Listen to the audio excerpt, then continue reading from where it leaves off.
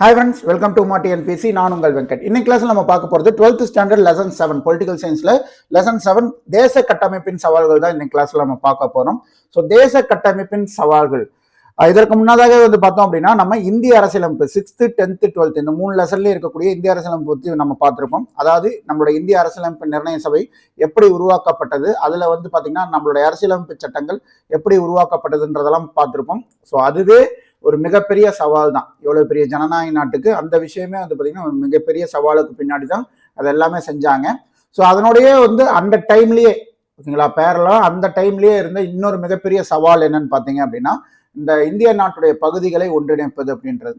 ஏன் அப்படின்னு பாத்தீங்க அப்படின்னா சுதந்திரம் நாம பெறுவதற்கு முன்னாடி பாத்தீங்கன்னா பிரிட்டிஷ் ஆட்சி காலத்துல அவங்களுடைய கண்ட்ரோல்ல இருந்த மாகாணங்கள், சுதேச அரசுகள், ராஜதானிகள் அப்படின்ற மாதிரி உங்களுக்கு பாத்தீங்கன்னா பகுதிகள் அப்படின்ற இந்தியாவுடைய அந்த ஆட்சி பகுதி அப்படின்றது பிரிஞ்சு இருந்துச்சு ஓகேங்களா. ஆனா ஒருங்கிணைந்த இந்தியா 1947 ஆகஸ்ட் 15 சுதந்திரம் அடைந்ததுக்கு அப்புறம் அதே மாதிரி ஒரு நில வடிவமைப்புல இந்தியா அப்படின்றது இருந்ததான்னு கேட்டீங்கன்னா அப்படிதான் இருந்தது. ஆனா பல்வேறு கட்ட போராட்டத்துக்கு அப்புறம் பல்வேறு தரப்பு பேச்சுவார்த்தைக்கு அப்புறம் பாத்தீங்கன்னா ஒவ்வொரு பகுதியா இந்தியாவோட அந்த இணைஞ்சு இப்ப நம்ம பார்க்கக்கூடிய அந்த முழு இந்தியா ஓகேங்களா, ஒருங்கிணைந்த இந்தியா அப்படின்றது நம்ம பார்த்துட்டு இருக்கோம். ஸோ அதற்கு பின்னாடி இருக்கக்கூடிய விஷயங்கள் என்னென்ன விஷயங்கள் நடந்து இவங்க அதற்கான முயற்சிகள் எடுத்து அதை ஒருங்கிணைச்சாங்க, அப்படி உருவாக்கப்பட்டதுக்கு அப்புறம் என்ன மாதிரி பிரச்சனைகள் திருப்பி நம்முடைய இந்திய அரசு ஃபேஸ் பண்ணுச்சு.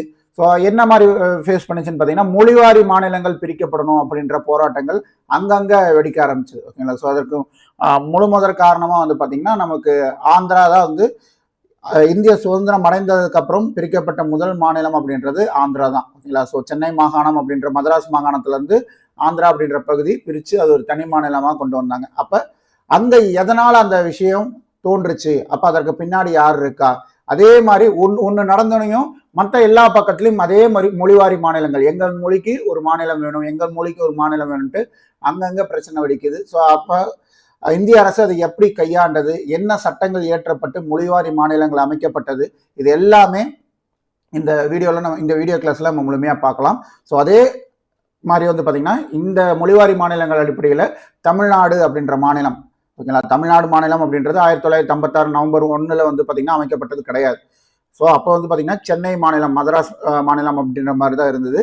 அந்த தமிழ்நாடுன்ற பேர் வரத்திற்கே பாத்தீங்கன்னா நம்ம ஒரு பெரிய போராட்டத்தை கையாள வேண்டி இருந்தது. ஸோ அதை எல்லாமே என்ன அப்படின்றத இந்த கிளாஸ்ல ஃபுல் எக்ஸ்பிளனேஷனோட பார்க்கலாம்.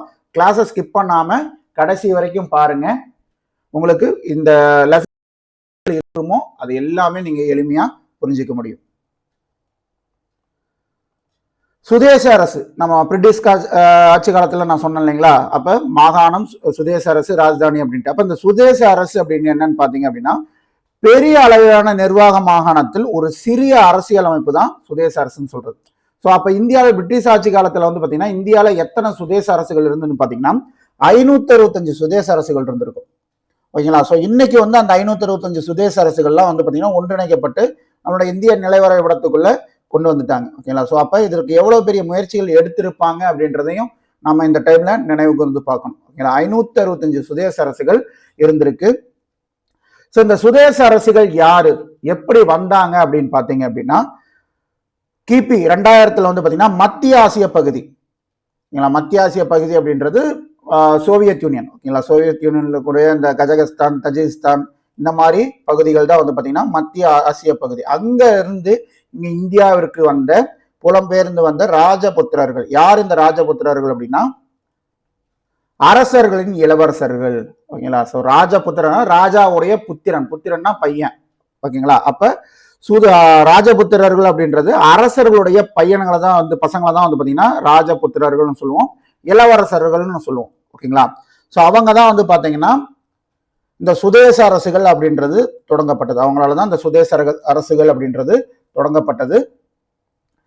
ஸோ இந்தியாவில் சுதேச அரசுகள் முகலாயர் மற்றும் ஆங்கிலேயர் வருகைக்கு முன்னரே ஏற்படுத்தப்பட்டுவிட்டது. அதனாலதான் அவங்க பிரிட்டிஷ் வந்தப்பையும் பாத்தீங்கன்னா அந்த சுதேச அரசுகள் அவங்களுடைய கட்டுப்பாட்டுல வச்சிருந்தாங்க ஓகேங்களா. பேர் என்னமோ பெத்த பேரு தான், அவங்க தான் ஆட்சி ஆண்டுட்டு இருந்தாங்க. யாரு, சுதேச அரசுகள் தான் ஆட்சி ஆண்டுட்டு இருக்காங்க. ஆனா பெயரளவுல தான் கண்ட்ரோல் யார்கிட்ட இருக்கு, குடிமை பாத்தீங்கன்னா பிரிட்டிஷ் கையில இருக்கும். அதற்காக வந்து பாத்தீங்கன்னா அவங்க இது பண்ணாலும் இவங்க கண்ட்ரோல் பிரிட்டிஷ் கண்ட்ரோல்ல வச்சிருக்கிறதுனால தான் ஒரு சில சலுகைகள் பிரிட்டிஷ் வந்து அந்த சுதேச அரசுகள் கொடுத்து தனக்கு அடிமையாக, ஓகேங்களா. ஸோ வெளியே சொல்லலைனாலும் அதுதான் உண்மை. அவங்களுக்கு எப்படி வந்து மாகாணங்கள்ல இருந்த இந்திய மக்கள் வந்து பிரிட்டிஷ் ஆட்சி காலத்துல நம்ம வந்து அவங்களுக்கு அடிமையா இருந்தோமோ அதே மாதிரிதான் சுதேச அரசுகளும் ஒரு சில சலுகை கொடுத்து அவங்களை அடிமையா வச்சிருந்தாங்க பிரிட்டிஷ். அவ்வளவுதான் வித்தியாசம் நமக்கு அவங்களுக்கும். ஸோ என்னென்ன சுதேச அரசுகள் இருந்ததுன்னு பாத்தீங்க அப்படின்னா நிறைய இருந்துச்சு, ஓகேங்களா. ஸோ அதான் 565 சொல்லியாச்சு. ஸோ இதுல வந்து பாத்தீங்கன்னா மைசூர், திருவிதாங்கூர் மற்றும் புதுக்கோட்டை பகுதிகள் உள்ளூர் அரச வம்சங்களால் ஆட்சி செய்யப்பட்டது, ஓகேங்களா. ஸோ மற்றதெல்லாம் வந்து பாத்தீங்கன்னா இங்க நார்த் சைட்ல இருக்கக்கூடியதெல்லாம் வந்து பாத்தீங்கன்னா இந்த மாதிரி மத்திய ஆசிய பகுதியிலிருந்து வந்து ஆட்சியை பிடிச்சவங்க. ஸோ இங்க மைசூர், திருவிதாங்கூர், புதுக்கோட்டை சமஸ்தானம்லாம் வந்து பாத்தீங்கன்னா இங்க இருந்த உள்ளூர் அரச வம்சங்களால் ஆட்சி செய்யப்பட்டது. இந்த புதுக்கோட்டையெல்லாம் வந்து பாத்தீங்கன்னா நம்ம சுதந்திரம் வாங்கினதுக்கப்புறம் அந்த அரசியலமைப்பு நிர்ணய சபை அமைக்கிறதுக்கு 93 சுதேச அரசுகள் உள்ள வந்தாங்க இல்லைங்களா.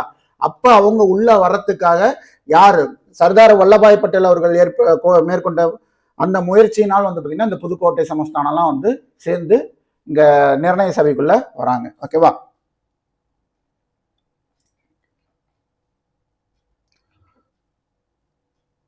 ஸோ இந்த அனைத்து வகை முடியாட்சி முறைகளும் பிரிட்டிஷ் இந்தியாவில் சுதேச அரசுகள் என்று அழைக்கப்பட்டன. இந்த வகை அரசுகள் பிரிட்டன் ஆளுகைக்கு கீழ் கட்டுப்பட்டது என்பதனை குறிக்க இந்த சுதேச அரசுகள் என்ற சொல் வேண்டுமென்றே கையாளப்பட்டது, ஓகேங்களா. ஸோ அவங்கள அடிமைன்னு சொல்லணும், ஆனா அடிமைன்ற வார்த்தையில சொல்லாம சுதேச அரசுகள் அப்படின்ற வார்த்தைக்கு கீழே வந்து பாத்தீங்கன்னா அதே விஷயத்த அவங்க யாரு பிரிட்டிஷ் வந்து இன்சிஸ்ட் பண்ணியிருக்காங்க.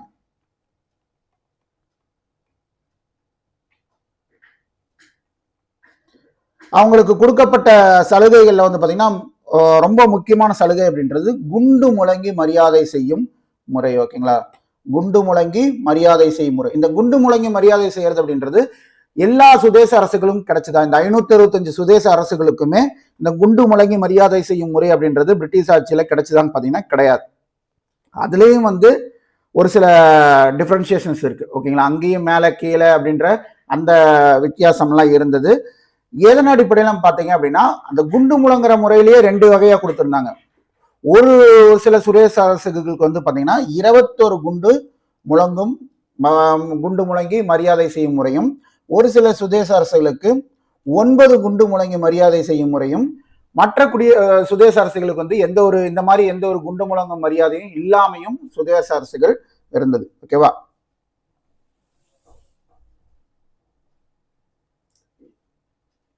ஸோ ஒன்று குண்டு முழங்கி மரியாதை செய்யும் சுதேச அரசு, மற்றொன்று குண்டு முழங்கும் உரிமையற்ற சுதேச அரசு.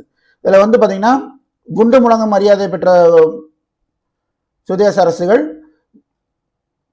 எண்ணிக்கை சுமார் 117 இருந்து 120 வரைக்கும். அதாவது 565 குடியரசு சுதேச அரசுல 117 இருந்து 120 சுதேச அரசுகளுக்கு தான் வந்து பாத்தீங்கன்னா இந்த குண்டு முழங்கும் மரியாதை அப்படின்றது கொடுத்திருந்தாங்க, ஓகேங்களா. ஆனா இதற்குள்ளேயே வந்து பாத்தீங்க அப்படின்னா 21 குண்டு முழங்குறதும் இருக்கு, 9 குண்டு முழங்குறதும் இருக்கு, ஓகேவா. இந்த எண்ணிக்கையை வந்து நல்லா ஞாபகம் வச்சுக்கோங்க. ஸோ அவங்களுக்கான சிறப்பு, அந்த சுதேச அரசுகளுக்கான சிறப்பு அப்படின்றது எதன் அடிப்படையில் நம்ம பிரிக்கலாம் அப்படின்னா அதனுடைய குண்டுகளின் எண்ணிக்கையில் அடிப்படையில் நம்ம பிரிக்க முடியும். அதன் சிறப்பு நிலை அதன் அடிப்படையில் தான் அறியப்பட்டது. மிக அதிக மரியாதைக்குரிய சுதேச அரசுகளுக்கு 21 குண்டுகள் எனவும், அதனினும் குறைவான சுதேச அரசுகளுக்கு 9 குண்டுகள் எனவும் இது அமைந்திருந்தது. அப்ப 21 குண்டு 9 குண்டு. அப்ப 21 குண்டு எந்தெந்த சுதேச அரசுகளுக்கு கிடைச்சதுன்னு பார்த்தோம் அப்படின்னா மாட்சிமை தாங்கிய மகாராஜா குவாலியர் மன்னர் சிந்தியா, அதே மாதிரி பரோடா மகாராஜர் கேக்வார், ஜம்மு காஷ்மீர் மகாராஜா, அதுக்கப்புறம் மைசூர் மகாராஜா, அதே மாதிரி ஹைதராபாத் மற்றும் பிரார் நிஜாம்கள், இவங்களுக்கெல்லாம் அந்த 21 குண்டுகள் முழங்கும் அந்த உரிமை அப்படின்றது கொடுக்கப்பட்டது.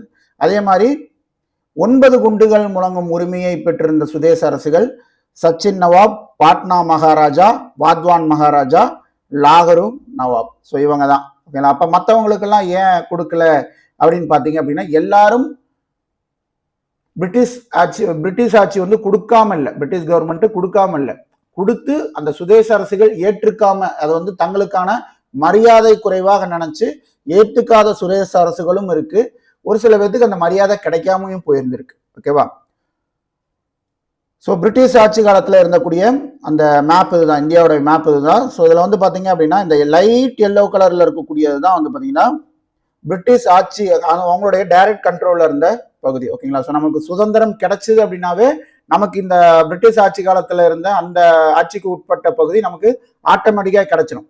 இதில் எந்த ஒரு பிரச்சனையும் இல்லை. இதுக்கு தான் அவங்க சுதந்திரம் கொடுத்துட்டு போனாங்க இந்த பகுதிகளுக்கு.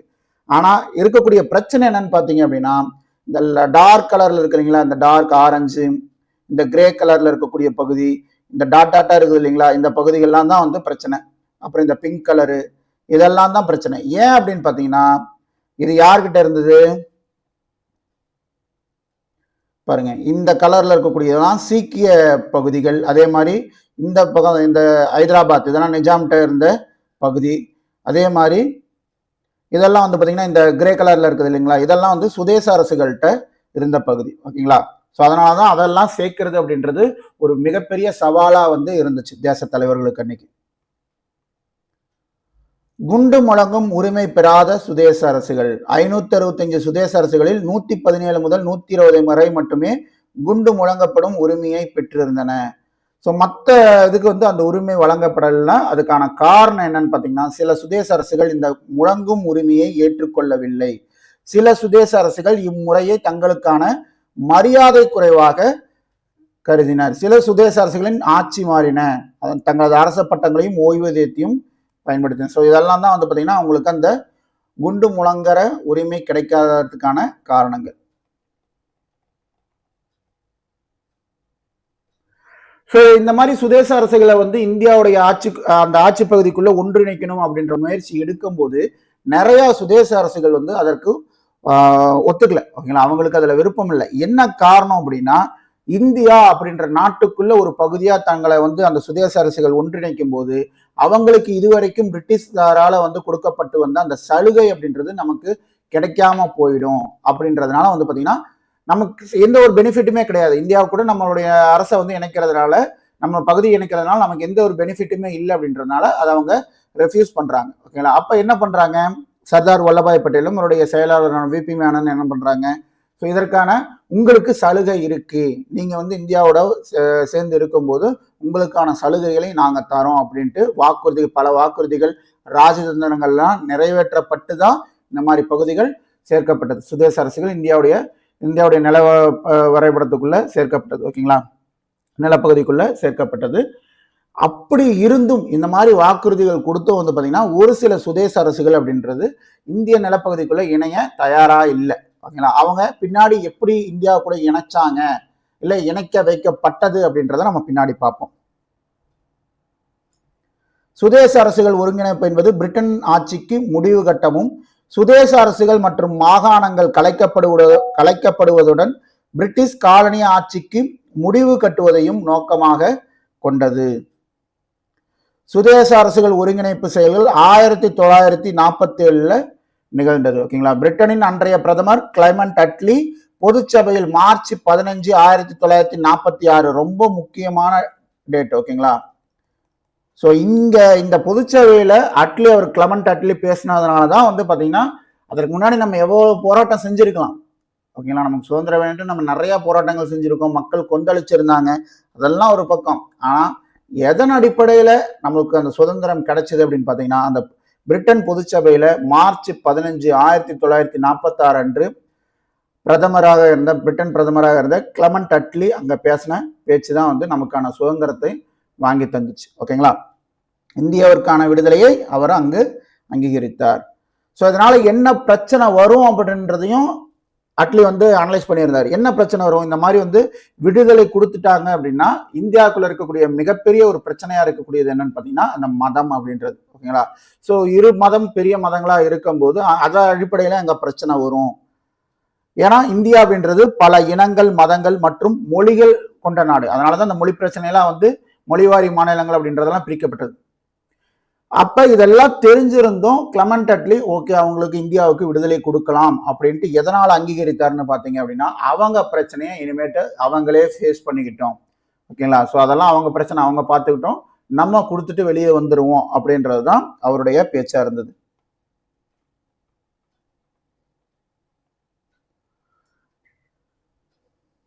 தேச கட்டமைப்பு செயல்பாடுகளும் சுதேச அரசுகள் ஒருங்கிணைப்பு பேச்சுவார்த்தையும் ஏப்ரல் 1947 தொடங்குச்சு. நமக்கு 1947 ஆகஸ்ட் 15 சுதந்திரம் கிடைக்குதுன்னா, சுதந்திரம் கிடைப்பதற்கு முன்னதாகவே வந்து பாத்தீங்கன்னா தேச கட்டமைப்பு இந்த செயல்பாடுகள் எல்லாமே ஸ்டார்ட் பண்ணிட்டாங்க.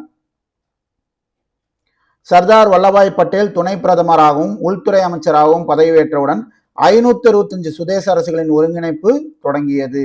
3 பிரிட்டிஷ் வைஸ்ராய்களுடன் பணியாற்றிய VP மேனன் பட்டேலின் செயலாளராக பொறுப்பேற்று அதற்கான களப்பணியை மேற்கொண்டார்.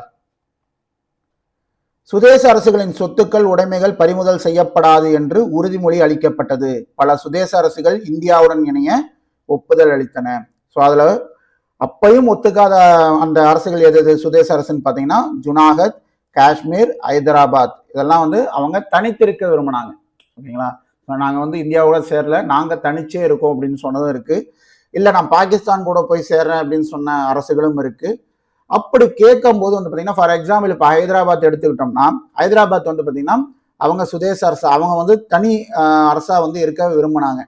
அப்போ வந்து பார்த்தீங்கன்னா அவங்களுக்கு டொமினியன் அந்தஸ்து தர மாதிரி ஒரு ரெக்வஸ்ட் வந்து மவுண்ட் பேட்டன் பிரபுட்ட வைக்கிறாங்க. டொமினியன் அந்தஸ்து அப்படின்னா என்ன சொல்றது, விடுதலை பெற்றதுக்கு அப்புறம் பிரிட்டனுடைய அவங்க தலைமை ஏற்று இவங்க வந்து செயல்படுற மாதிரி. ஓகேங்களா, அப்ப டொமினியன் அந்தஸ்து தர முடியாது அப்படின்ட்டு மவுண்ட் பேட்டன் பிரபு ஹைதராபாத் நிசாம்கிட்ட சொல்றாரு. ஏன் அப்படின்னு பாத்தீங்கன்னா அது சுத்தி இருக்கக்கூடிய அனைத்து பகுதிகளும் வந்து பாத்தீங்கன்னா இந்திய பகுதியா இருக்கு. அப்ப நடுவில் இருக்கக்கூடிய ஹைதராபாத்துக்கு மட்டும் அந்த மாதிரி டொமினியன் அந்தஸ்து அப்படின்றது தர முடியாது அப்படின்றத மவுண்ட் பேட்டன் பிரபு ஹைதராபாத் நிசாம்கிட்ட தெளிவா சொல்லிடுறாரு. அதற்கப்புறம் அங்க இருந்த பிரச்சனைகளை நம்ம சால்வ் பண்ணி தான் நம்மளோட இராணுவத்தெல்லாம் அனுப்பி உள்ள இருக்கிற பிரச்சனையெல்லாம் முடிச்சதுக்கு அப்புறம் தான் ஹைதராபாத் அப்படின்றது இந்தியாவோட இணையுது. ஸோ முதல்ல வந்து பார்த்தீங்கன்னா ஜுனாகத் பார்ப்போம். ஜுனாகத் எப்படி இந்தியாவோட இணைஞ்சதுன்னு பார்த்தோம்னா, ஜுனாகத்துடைய நவாப் அவருடைய திவானான ஷா நவாஸ். யார் இந்த ஷா நவாஸ் அப்படின்னு பார்த்தீங்கன்னா, பாகிஸ்தானுடைய முன்னாள் அதிபர் ஜுல்ஃபிகார் அலி பூட்டோ இருக்கார் இல்லைங்களா, அவருடைய தந்தை தான் இந்த திவான் ஷா நவாஸ் அப்படின்றவர். ஸோ இவர் வந்து என்ன பண்றாரு, இந்தியாவோட வந்து இந்த ஜுனாகத் அப்படின்ற பகுதி இணையறத ஏத்துக்கல. அவருக்கு வந்து பாத்தீங்கன்னா பாகிஸ்தான் அவங்க கூட போய் நம்ம இணைஞ்சிடணும் அப்படின்றது அவருடைய எண்ணமா இருந்துச்சு. ஆனா ஜுனாகத்தை சுற்றி இருக்கக்கூடிய மற்ற 3 அரசுகள் வந்து பாத்தீங்கன்னா இந்தியாவுடைய அங்கமாக இருந்தது. 4வது பகுதி அரபிக்கடல், அந்த பகுதி மக்கள் பெரும்பாலானோர் முஸ்லிம் இல்லை. ஓகேங்களா, ஸோ அவர் வந்து ஒரு முஸ்லீம், அந்த பாகிஸ்தான் அப்படின்ற இதை சார்ந்து இருந்தாலும் அங்க அந்த பகுதியில் இருந்த வசித்த மக்கள் வந்து பாத்தீங்கன்னா பெரும்பாலானோர் முஸ்லிம் அல்லாதோர்.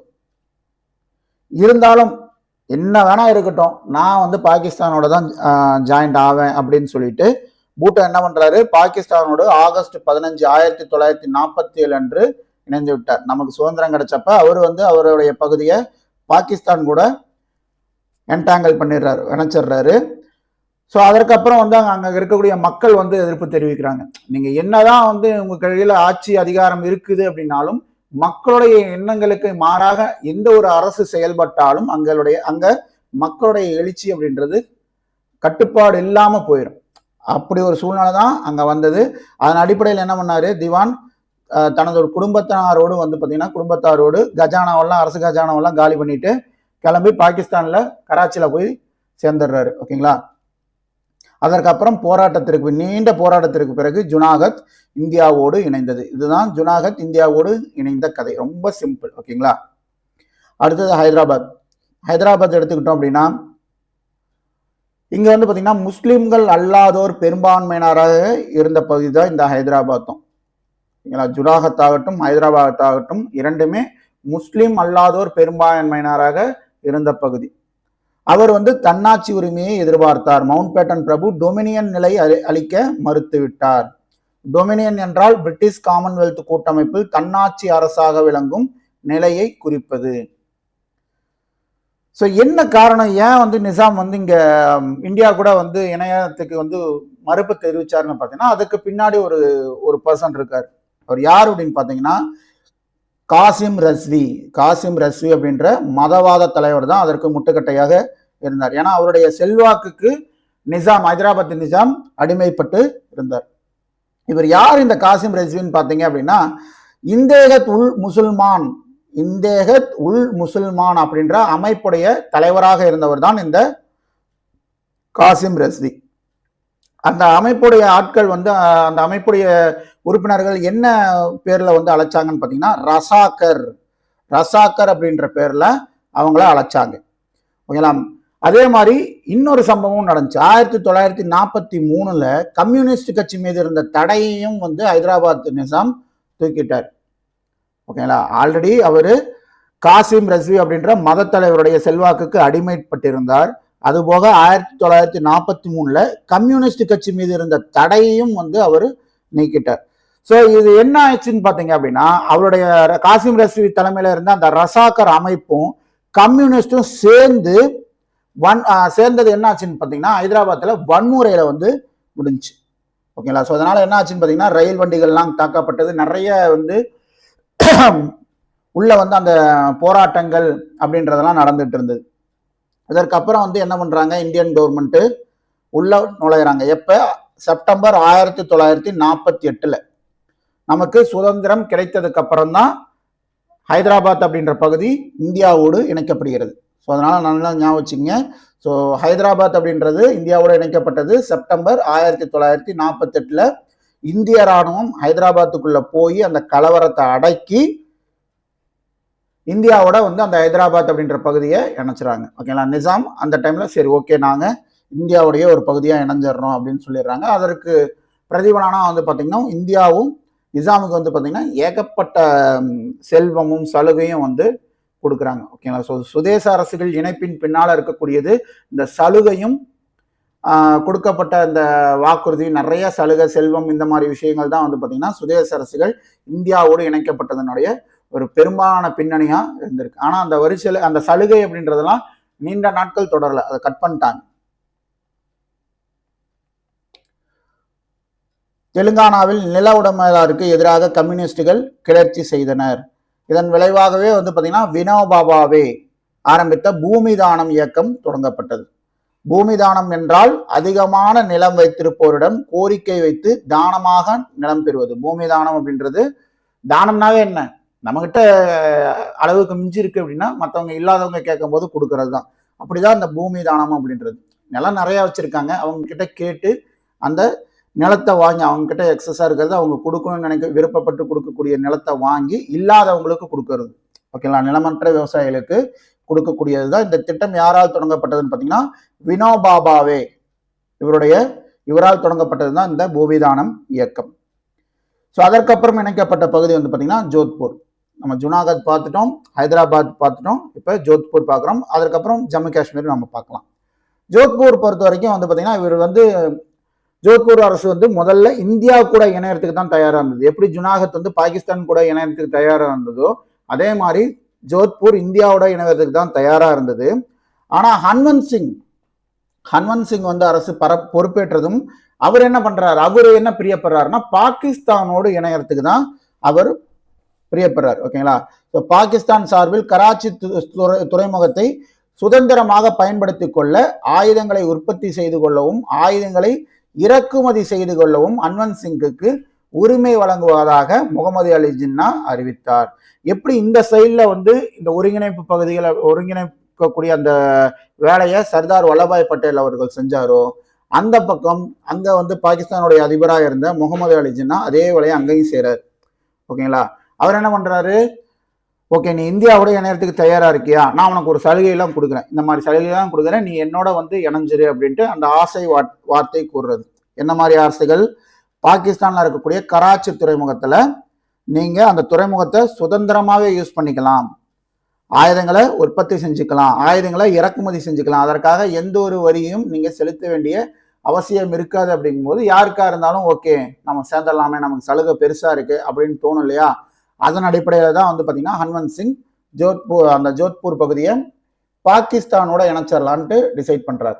இதை தெரிஞ்சுக்கிட்டு நம்மால என்ன பண்றாருன்னு பார்த்தீங்கன்னா பட்டேல் அவர்கள், ஓகே நாங்க உங்களுக்கு இன்னொரு வேற சலுகையெல்லாம் தரோம், அவர் சலுகை கொடுத்துருக்காரு முகமது அலி ஜின்னா, நாங்க இன்னொரு சலுகையெல்லாம் தரோம்னு சொல்லிட்டு ஜோத்பூர் கத்தியவார் இடையில் ரயில் போக்குவரத்து அமைத்துக் கொள்ளவும், பஞ்சகாலங்களில் தமது விவசாயிகளுக்கு உணவு தானியங்களை விநியோகித்துக் கொள்ளவும் உரிமைகள் வழங்குவதாக நம்ம இந்தியன் கவர்மெண்ட் சைட்ல இருந்து அவருக்கு ஆஃபர்ஸ் கொடுக்குறாங்க. யாருக்கு, ஹன்வந்த் சிங்க்கு. ஓகேங்களா. ஸோ இப்போ வந்து ஆஃபர்ஸ் ரெண்டு பக்கம் இருந்து வந்துருச்சு.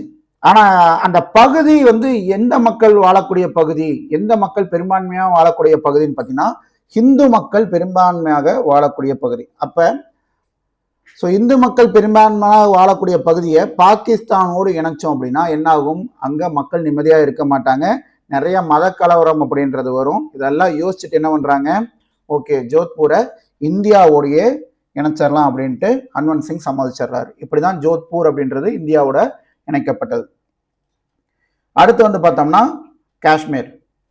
ஸோ காஷ்மீர் அப்படின்றது இருக்கிறதுலேயே எந்த பிரச்சனையும் இல்லாம அவங்க வந்து ஒரு அரச தனி சுதந்திரம் பெற்ற அரசாகவே இருக்கிறதுக்கு ஒரு ஒரு உரிமை பெற்ற அரசாக இருந்ததுன்னு பார்த்தீங்கன்னா அப்படின்னா காஷ்மீர் தான். ஓகேங்களா? ஆனா ஏன் வந்து அந்த காஷ்மீர் இந்தியாவோடு இணைக்கப்பட்டது? அவங்க தனியாவே இருந்திருக்கலாமே, ஏன் காஷ்மீர் இந்தியாவோடு இணைக்கப்பட்டதுன்னு பார்த்தீங்கன்னா பாகிஸ்தான் கொடுத்த குடைச்சல் தான். ஓகேங்களா? இல்லை அப்படின்னா அது தனி நாடாவே இருந்திருக்கும். அவங்க கொடுத்த குடைச்சல்ல தான் அங்க இருந்த ராஜா ஹரிசிங் வந்து ஓகே நம்ம இவங்க தனியா இருந்தோம் அப்படின்னா பாகிஸ்தான் குடைச்சல் நமக்கு தொடர்ந்து இருந்துகிட்டே இருக்கும், நம்ம பெட்டர் வந்து இந்தியாவோட ஜாயின் பண்ணிடலாம் அப்படின்ட்டு அதற்கப்புறம் தான் அவர் முடிவெடுக்கிறார். சுதந்திரத்திற்கு பின்பு இந்து மகாராஜா ஹரிசிங் ஆட்சி செய்த காஷ்மீர் மட்டுமே சுதேச அரசாக இருந்தது. காஷ்மீரில் பெரும்பான்மையான முஸ்லிம் மக்கள் இருந்ததால் அப்பகுதி தங்கள் நாட்டோடு இணைந்துவிடும் என்று பாகிஸ்தான் நினைத்தது.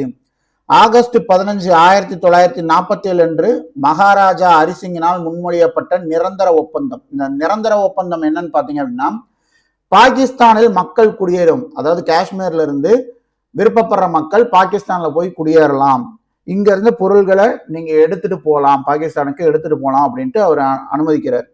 ஓகேங்களா? இந்த போக்கை வந்து என்ன பண்ணுது, இந்தியா கண்டிக்குது. இல்லை இது நீங்க பண்றது தப்பு, இது நாளைக்கு உங்களுக்கு பிரச்சனையா போயிடும் அப்படின்ட்டு கண்டிக்குது. பட் இருந்தாலும் அதை வந்து அவர் அனுமதிக்கிறாரு. ஆனா என்ன பண்ணுச்சு, பாகிஸ்தான் அதை ஓவர் அட்வான்டேஜ் எடுத்துக்கிட்டு காஷ்மீருக்கு குடைச்சல் கொடுக்க ஆரம்பிச்சிருச்சு. ஓகேங்களா?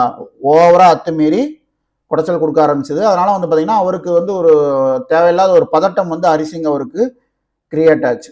அப்ப என்ன பண்றாரு, இந்தியாவிட்ட வந்து ஒரு ஹெல்ப் கேட்கிறாரு. என்ன, இந்த மாதிரி குடைச்சல் எங்களுக்கு கொடுத்துட்டு இருக்காங்க பாகிஸ்தான், நாங்க வந்து அதுல இருந்து வெளியே வரணும் அப்படின்ற மாதிரி கேட்கும்போது அப்ப இந்தியாவுடைய கவர்னர் ஜெனரலா இருந்தது யாருன்னு பாத்தீங்கன்னா மவுண்ட் பேட்டன் பிரபு தான். அவர் என்ன சொல்றாரு, இல்ல இந்தியாவுடைய பாதுகாப்பு கொள்கை அப்படின்றது அப்படி கிடையாது, நீங்க நான் இந்தியாவுடைய ஹெல்ப் வேணும் அப்படின்னா எங்க கூட, அதாவது இந்தியா கூட ஒரு ஒப்பந்தம் போட்டுக்கணும், அந்த ஒப்பந்தத்தின் அடிப்படையில் தான் இந்தியா உங்களுக்கு ஹெல்ப் பண்ண முடியும் அப்படின்ட்டு மவுண்ட் பேட்டன் பிரபு சொல்றாரு. ஓகேங்களா?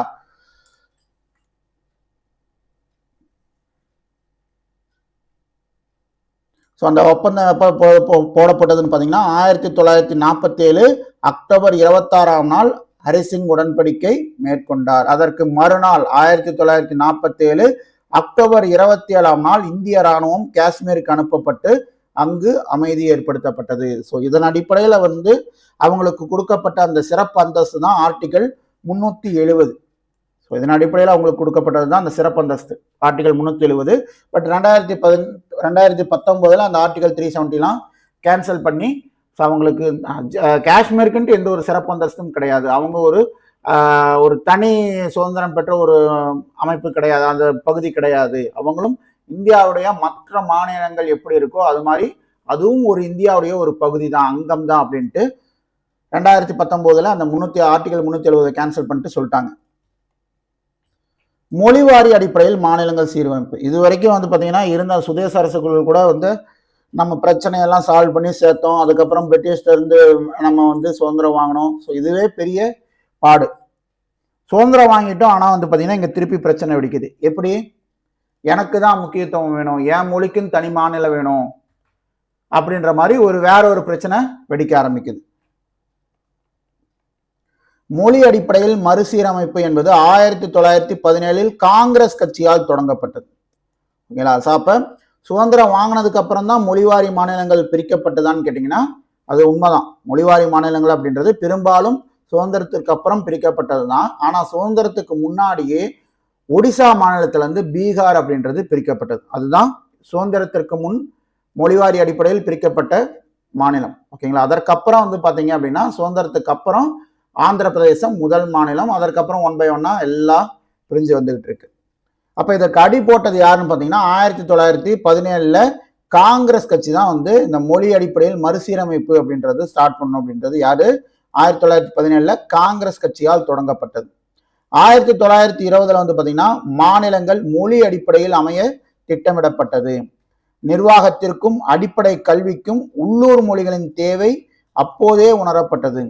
ஓகேங்களா. ஸோ ஒரு நிர்வாகம் பண்றதுக்காகட்டும், அட்மினிஸ்ட்ரேட்டிவ் ஆகட்டும், இல்ல அடிப்படை கல்வி நம்ம கல்வி கற்கிறோம் அப்படின்னா கூட நம்மளுடைய தாய்மொழியில் அந்த கல்வி இருந்துச்சுன்னா தான் நம்மளால எளிமையா கத்துக்க முடியும். ஓகேங்களா. ஸோ தாய்மொழியில் கல்வி கற்பது தான் நமக்கு எளிமையா புரியும்.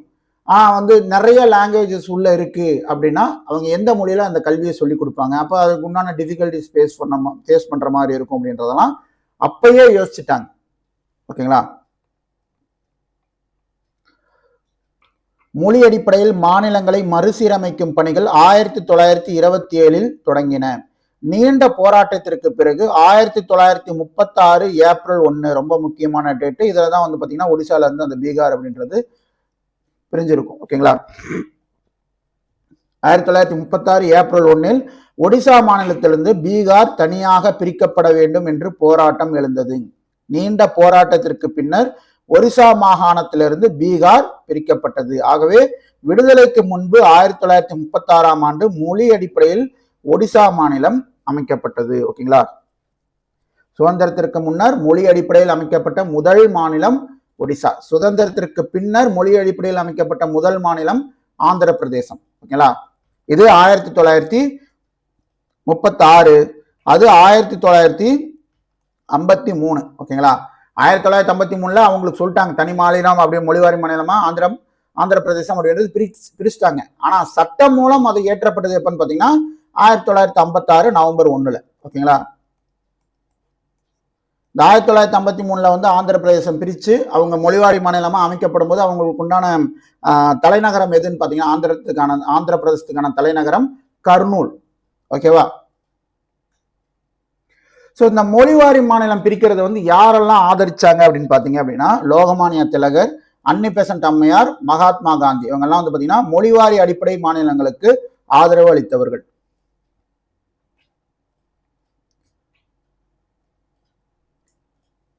இந்தியா விடுதலை அடைஞ்சதுக்கு அப்புறம் வந்து பாத்தீங்கன்னா இந்த மொழி அடிப்படையில் வந்து மாகாணங்கள் அமைந்தால், ஓகேங்களா. ஸோ தமிழ் மொழி பேசுறவங்களுக்கு ஒரு மாநிலம், அதே மாதிரி ஆந்திர மொழி பேசுறவங்க, தெலுங்கு மொழி பேசுறவங்களுக்கு ஒரு மாநிலம், கன்னடம் பேசுறவங்களுக்கு ஒரு மாநிலம் அப்படின்ற மாதிரி பிரிஞ்சிச்சுன்னா அது நாட்டுடைய ஒருமைப்பாட்டை சீர்குலைச்சிரும் அப்படின்ட்டு பயந்துட்டு இருந்தாங்க. ஓகேங்களா. ஸோ இருந்தாலும் கடைசியா 1948 ஆண்டு அரசியல் நிர்ணய சபையில் மொழிவாரி மாகாண ஆணையம், ஓகேங்களா, மொழிவாரி மாகாண ஆணையம் அமைத்து நீதிபதி எஸ்கே தார் தலைமையில் மொழிவாரி மாகாண அமைப்புக்கான நடைமுறை குறித்து மதிப்பீடு செய்யப்பட்டது. ஒரு குழுவை ஃபார்ம் பண்ணி நீங்க அதை அனலைஸ் பண்ணிட்டு சொல்லுங்க, மொழிவாரி மாநிலங்கள் நம்ம பிரிக்கலாமா அப்படின்ட்டு ஃபார்ம் பண்றாங்க. அவங்க வந்து ஃபுல்லா அனலைஸ் பண்ணிட்டு என்ன சொல்றாங்க, இல்லை அப்படி பிரிச்சோம் அப்படின்னா தேச ஒருமைப்பாட்டுக்கு அது அச்சுறுத்தல் ஏற்படும் வகையில வந்துடும். ஓகேங்களா. அப்ப என்ன ஆகுதுன்னா தேசம் அப்படின்ற ஒருமைப்பாடு இருக்காது, நம்ம நாடு அப்படின்றது சின்ன பின்னமா முன்ன மாதிரியே சிதறி போயிடும் அப்படின்ட்டு அவங்க அந்த குழு வந்து அறிக்கை கொடுக்குறாங்க. ஆனா மக்கள் வந்து இதை ஏற்கல. ஓகேங்களா. நம்ம என்னதான் வந்து ஒரு நல்ல விஷயத்த சொன்னாலும் மக்கள் ஏற்க மாட்டாங்களே, அவங்களுக்கு அவங்களுடைய மொழி சார்ந்த இருக்கக்கூடிய மக்களை வந்து தனியா பிரிச்சு இது உங்களுக்கான பகுதி அப்படின்றது கொடுக்கணும் அப்படின்றது மக்களுடைய எண்ணமா இருந்துச்சு. அதனால இந்த ஒரு குழுவுடைய அந்த இதை வந்து பாத்தீங்கன்னா அறிக்கையை வந்து அவங்க ஏத்துக்கல, மக்கள் ஏத்துக்கல. அதற்கப்புறம் என்ன பண்றாங்க, திருப்பி 1948 ஜவஹர்லால் நேரு, சர்தார் வல்லபாய் பட்டேல், காங்கிரஸ் கட்சியுடைய தலைவராக இருந்த பட்டாபி சீதாராமையா இவங்களுடைய பேர்லயே வந்து பாத்தீங்கன்னா ஒரு குழு ஃபார்ம் பண்றாங்க. Jawaharlal Nehru J, Vallabhbhai Patel P, Pattabhi Sitaramayya P, JVP அப்படின்ட்டு ஒரு குழு ஃபார்ம் பண்றாங்க. எப்ப 1948. இதுவும் வந்து பாத்தீங்கன்னா 1948 தான். எது எஸ்கே தார் தலைமையில் அமைக்கப்பட்ட குழுவும் 1948 தான். அவங்க கொடுத்த ரிசல்ட், அவங்க அறிக்கை சரியில்லை, மக்கள் ஏத்துக்கலன்றதுனால திருப்பி இவங்க 3 பேர்த்தோடைய தலைமையில வந்து பாத்தீங்கன்னா ஒரு குழு ஃபார்ம் பண்ணி 3 பேர் குழு ஃபார்ம் பண்ணி 1948 அவங்களும் அனலைஸ் பண்றாங்க. அனலைஸ் பண்ணிட்டு அவங்களும் என்ன பண்றாங்க, வேணாம் மொழிவாரி மாநிலங்கள் அப்படின்றது பிரிக்கப்பட வேண்டாம், இப்படியே இருக்கட்டும் அப்படின்னு தான் அவங்களும் சொல்றாங்க. எஸ்கே தாஸ் சொன்னதுதான் ஜேவிபி கமிட்டியும் சொல்லுது. ஆனா மக்கள் அதை ஏத்துக்கல. மக்களுடைய ஆர்ப்பாட்டங்களும் எதிர்ப்புகளும் தொடர்ந்து இருந்ததுனால வந்து பார்த்தீங்கன்னா 1960 வரை தொடர்ந்து இருந்ததுனால வந்து பார்த்தீங்கன்னா இக்குழு பொதுமக்களின் கோரிக்கைகளுக்கு இணங்க மொழிவாரி மாநிலங்கள் அமைக்க பரிந்துரை கொடுத்துச்சு. ஓகே, ஸோ ஓகே, நமக்கு சொன்னா அவங்க கேட்க மாட்டாங்க, நம்ம வந்து ஃபார்ம் பண்ணிடலாம், மொழிவாரி மாநிலங்கள் பிரிச்சிடலாம் அப்படின்ட்டு சொல்றாங்க. ஸோ இதன் அடிப்படையில் அமைந்த முதல் மொழிவாரி மாநிலம், சுதந்திர இந்தியாவில் முதல் மொழிவாரி மாநிலமாக அறிவிக்கப்பட்டது ஆந்திர பிரதேசம். இது எந்த மொழி பேசக்கூடிய மனிதர்களை உள்ளடக்கி இந்த ஆந்திர பிரதேசம் உருவாக்கினான்னு பார்த்தீங்கன்னா தெலுங்கு பேசக்கூடிய மக்களையும் ஒன்றிணைத்து. ஸோ இதற்கு பின்னாடி யார் இருந்தாங்கன்னு பார்த்தீங்கன்னா பொட்டி ஸ்ரீராமுலு. இன்னைக்கும் வந்து பார்த்தீங்கன்னா ஆந்திரா கவர்மெண்ட்ல இவருக்கு, இந்த பொட்டி ஸ்ரீராமுலுக்கு அப்படின்ட்டு ஒரு மிகப்பெரிய மரியாதை இருக்கு. அவங்களுடைய கவர்மெண்ட் வெப்சைட்ஸ்லாம் நீங்க ஓப்பன் பண்ணீங்கன்னாவே வந்து பார்த்தீங்கன்னா உங்களுக்கு தெரியும் அவருக்கு வந்து எந்த அளவுக்கு புகழ் சேர்த்திருக்காங்க அப்படின்ட்டு. ஓகேங்களா? ஏன் அப்படின்னா ஆந்திர மாநிலம் அப்படின்னு ஒன்று உருவாகிறதுக்கு பேஸா இருந்தவர் இவர் தான். ஓகேங்களா? என்ன பண்ணார் இவர்? சாகும் வரை உண்ணாவிரத போராட்டம் இருந்து இறந்து போனார். ஓகேங்களா? ஸோ சென்னை மாகாணத்திலிருந்து தெலுங்கு மொழி பேசக்கூடிய மக்களை தனியா பிரித்து ஆந்திரா அப்படின்ற ஒரு மாநிலம் உருவாக்கப்பட வேண்டும், அந்த ஆந்திரா மாநிலத்துடைய தலைநகராக சென்னை இருக்கணும் அப்படின்ட்டு ஒரு கோரிக்கை வச்சு உண்ணாவிரதம் இருக்காரு. அவர் உண்ணாவிரதம் இருந்ததுனால அதை பிரிக்கல. அவர் உண்ணாவிரதம் இருந்து இறந்து போனதனால் ஏற்பட்ட பிரச்சனையின் காரணமாக அது பிரிக்கப்பட்டது. ஓகேவா? போராட்டத்தின் 58வது நாள், அதாவது 12 டிசம்பர் 15ஆம் தேதி, டிசம்பர் 15 1952 அவர் உயிர் நீக்கிறார். 58 நாள் உண்ணாவிரதம் அவர் நடத்தியிருக்கார். எப்ப இருந்து?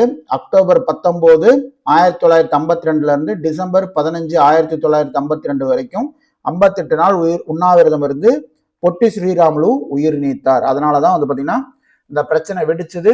மக்கள் வந்து பாத்தீங்கன்னா ரொம்ப கொந்தளிச்சுட்டாங்க. அதனாலதான் தெலுங்கு பேசும் மக்களை கொண்ட ஹைதராபாத் ஆந்திரா பகுதிகளை இணைத்து 1956 ஆந்திர மாநிலமாக ஜவஹர்லால் நேரு அறிவித்தார். 1953 அறிவிச்சிட்டாங்க. ஓகேங்களா? ஸோ இந்த மொழிவாரி மாநில இது வந்து பார்த்தீங்கன்னா உங்களுக்கு 1956 நவம்பர் 1 வந்திருக்கும். அதனால இங்கே இந்த டேட் போட்டிருக்காங்க.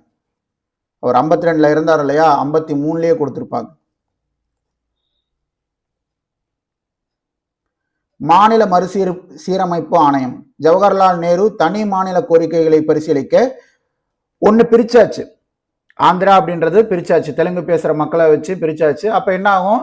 ஆளாளுக்கு எனக்கும் பிரிக்கணும் அப்படின்றது வரும்ல. அவன் மட்டும் வசதியா, நான்லாம் மட்டமா, எனக்கு முடி கிடையாதா, எனக்குன்னு மாநிலம் வேணும்ல அப்படின்ட்டு ஆளாளுக்கு கிளம்பிட்டாங்க. சரி, ஓகே, இது முடியாது அப்படின்ட்டு என்ன பண்றாரு ஜவஹர்லால் நேரு, தனி மாநில கோரிக்கையை பரிசீலிப்பதற்காக ஃபசல் அலி அப்படின்றவருடைய தலைமையில 3 பேர் கொண்ட குழு, அந்த 2 உறுப்பினர்கள் யாரு? HN குன்ஸ்ரு, KM பணிக்கர், இவங்க 3 பேர் கொண்ட குழு வந்து இதற்காக அமைக்கிறாரு. ஸோ இவங்க கொடுத்த பரிந்துரையின் பேரில் தான் இந்த மாநிலங்கள் அப்படின்றது இப்ப எல்லாமே பிரிக்கப்பட்டு இருக்கு. ஓகேங்களா? இக்குழு தனது அறிக்கையை 22/12/1953 அன்று சமர்ப்பித்தது. இக்குழு மொழிவாரி மாநிலம் அமைப்பதற்கு 4 அம்ச திட்டங்களை வரையறுத்தது. இதற்கான பரிந்துரைகள் 1955 செப்டம்பர்ல கொடுத்தாங்க. ஸோ ஃபார்ம் பண்ணது வந்து பார்த்தீங்கன்னா இக்குழு தனது அறிக்கையை டிசம்பர் 22 1953 கொடுத்துட்றாங்க. ஸோ இதற்கான பரிந்துரை எப்போ கொடுத்தாங்கன்னு பார்த்தீங்கன்னா அந்த 4 அம்ச திட்டத்துடைய பரிந்துரை 1955 செப்டம்பர்ல கொடுக்குறாங்க. நம்ம அந்த மொழிவாரி மாநிலம் அப்படின்ற அந்த சட்டம் நடைமுறைப்படுத்தப்பட்டது எப்பன்னு பார்த்தீங்கன்னா நவம்பர் 1 1956. ஓகேவா? நல்லா ஞாபகம் வச்சுக்கோங்க. ஒரே மொழி பேசும் மக்களை கொண்ட மாநிலமாக இருப்பின் தனி மாநில கோரிக்கையை நிராகரிக்கலாம். ஸோ அந்த பரிந்துரை 4 அம்சம் இருக்கு இல்லைங்களா, அந்த 4 அம்சத்துல வரக்கூடியது இது. ஒரே மொழி பேசக்கூடிய மக்களா இருந்தாங்க அப்படின்னா அதுல 2 பகுதி பிரிஞ்சு, எனக்கு ஒன்றும் இல்லை, இப்போ சென்னையிலேருந்து திருச்சி வரைக்கும் ஒரு மாநிலம், திருச்சியிலேருந்து கன்னியாகுமரி வரைக்கும் ஒரு மாநிலம் அப்படின்னு கேட்டாங்கன்னா பிரித்து கொடுப்பாங்களான்னு கேட்டால் கொடுக்க மாட்டாங்க. ஏன் அப்படின்னா இங்கே கூடிய மக்கள் அனைவருமே தமிழ் பேசக்கூடிய மக்கள்.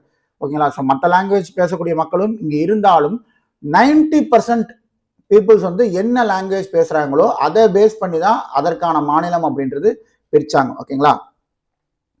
அப்ப ஒரே மொழி பேசும் மக்களை கொண்ட மாநிலமாக இருந்துச்சு அப்படின்னா தனி மாநில கோரிக்கை அப்படின்றது நிராகரிக்கலாம்.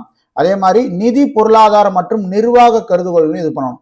ஒரு சில பகுதிகளில் வந்து பார்த்தீங்கன்னா அவங்க வந்து அந்த பொருளீட்டுவதற்கான புதிய அமைவிடம் அப்படின்றது இருக்கும்.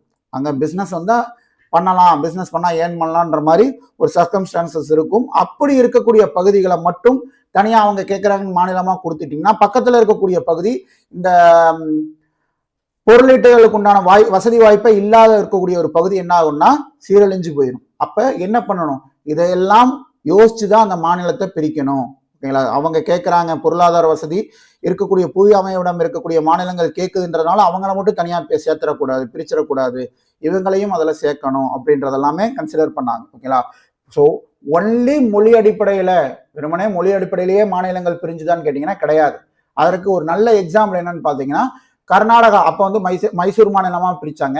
அப்போ அந்த மைசூர் மாநிலத்தில் இருக்கக்கூடிய கூர்க் அப்படின்ற பகுதி மொழிவாரி அதுவும் வந்து கன்னடா பேசக்கூடிய ஒரு பகுதியான்னு கேட்டிங்கன்னா கிடையாது. ஏன்னா கூர்கோடைய தாய்மொழி வந்து பார்த்தீங்கன்னா கொடுவா அப்படின்றது தான், கொடவா அப்படின்றது தான் அவங்களுடைய தாய்மொழி. அப்போ கன்னடம் பேசக்கூடிய பகுதியில் எப்படி அந்த பகுதியை இணைச்சாங்கன்னு பார்த்தீங்கன்னா அது ஒரு சிறு பகுதி. அங்கே இருந்த மக்களுடைய மொத்த மக்கள் தொகை எண்ணிக்கையே வந்து பார்த்தீங்கன்னா ஒரு 1.5 லட்சத்துக்குள்ளதான் இருந்தது. அப்போ அதை மட்டும் ஒரு தனி மாநிலமாக உருவாக்க முடியாது அப்படின்ற அடிப்படையில் அது கூர்க் வந்து பார்த்தீங்கன்னா மைசூர் மாநிலத்தோட சேர்ந்து ஒன்றிணைச்சாங்க. ஓகேங்களா? இன்னொன்று வந்து பார்த்தீங்கன்னா புவி அமைப்பிலேயே வந்து பார்த்தீங்கன்னா அது ரொம்ப மைசூர் மாநிலத்தோட ரொம்ப நெருங்கின ஒரு பகுதியாகவும் கூர்க் இருந்தது. கலாச்சாரமும் வந்து பார்த்தீங்கன்னா ஒரே மாதிரி இருந்தது. அப்போ மொழி மட்டும் வித்தியாசப்படுது அப்படிங்கும்போது ஓகே, ஸோ இதெல்லாம் சேர்த்து ஒரே மாநிலமா மைசூர் மாநிலமா அறிவிச்சிடலாம் அப்படின்னு சொல்றாங்க. ஓகேங்களா? ஸோ என்னதான் வந்து கர்நாடகத்தில் அவங்களுடைய தாய்மொழி அப்படின்னு கன்னடம் சொன்னாலும் கூர்குக்கு அப்படின்ட்டு அவங்களுக்கான தனி மொழி ஒன்று இருக்கு, கொடவா அப்படின்ற மொழி இருக்கு.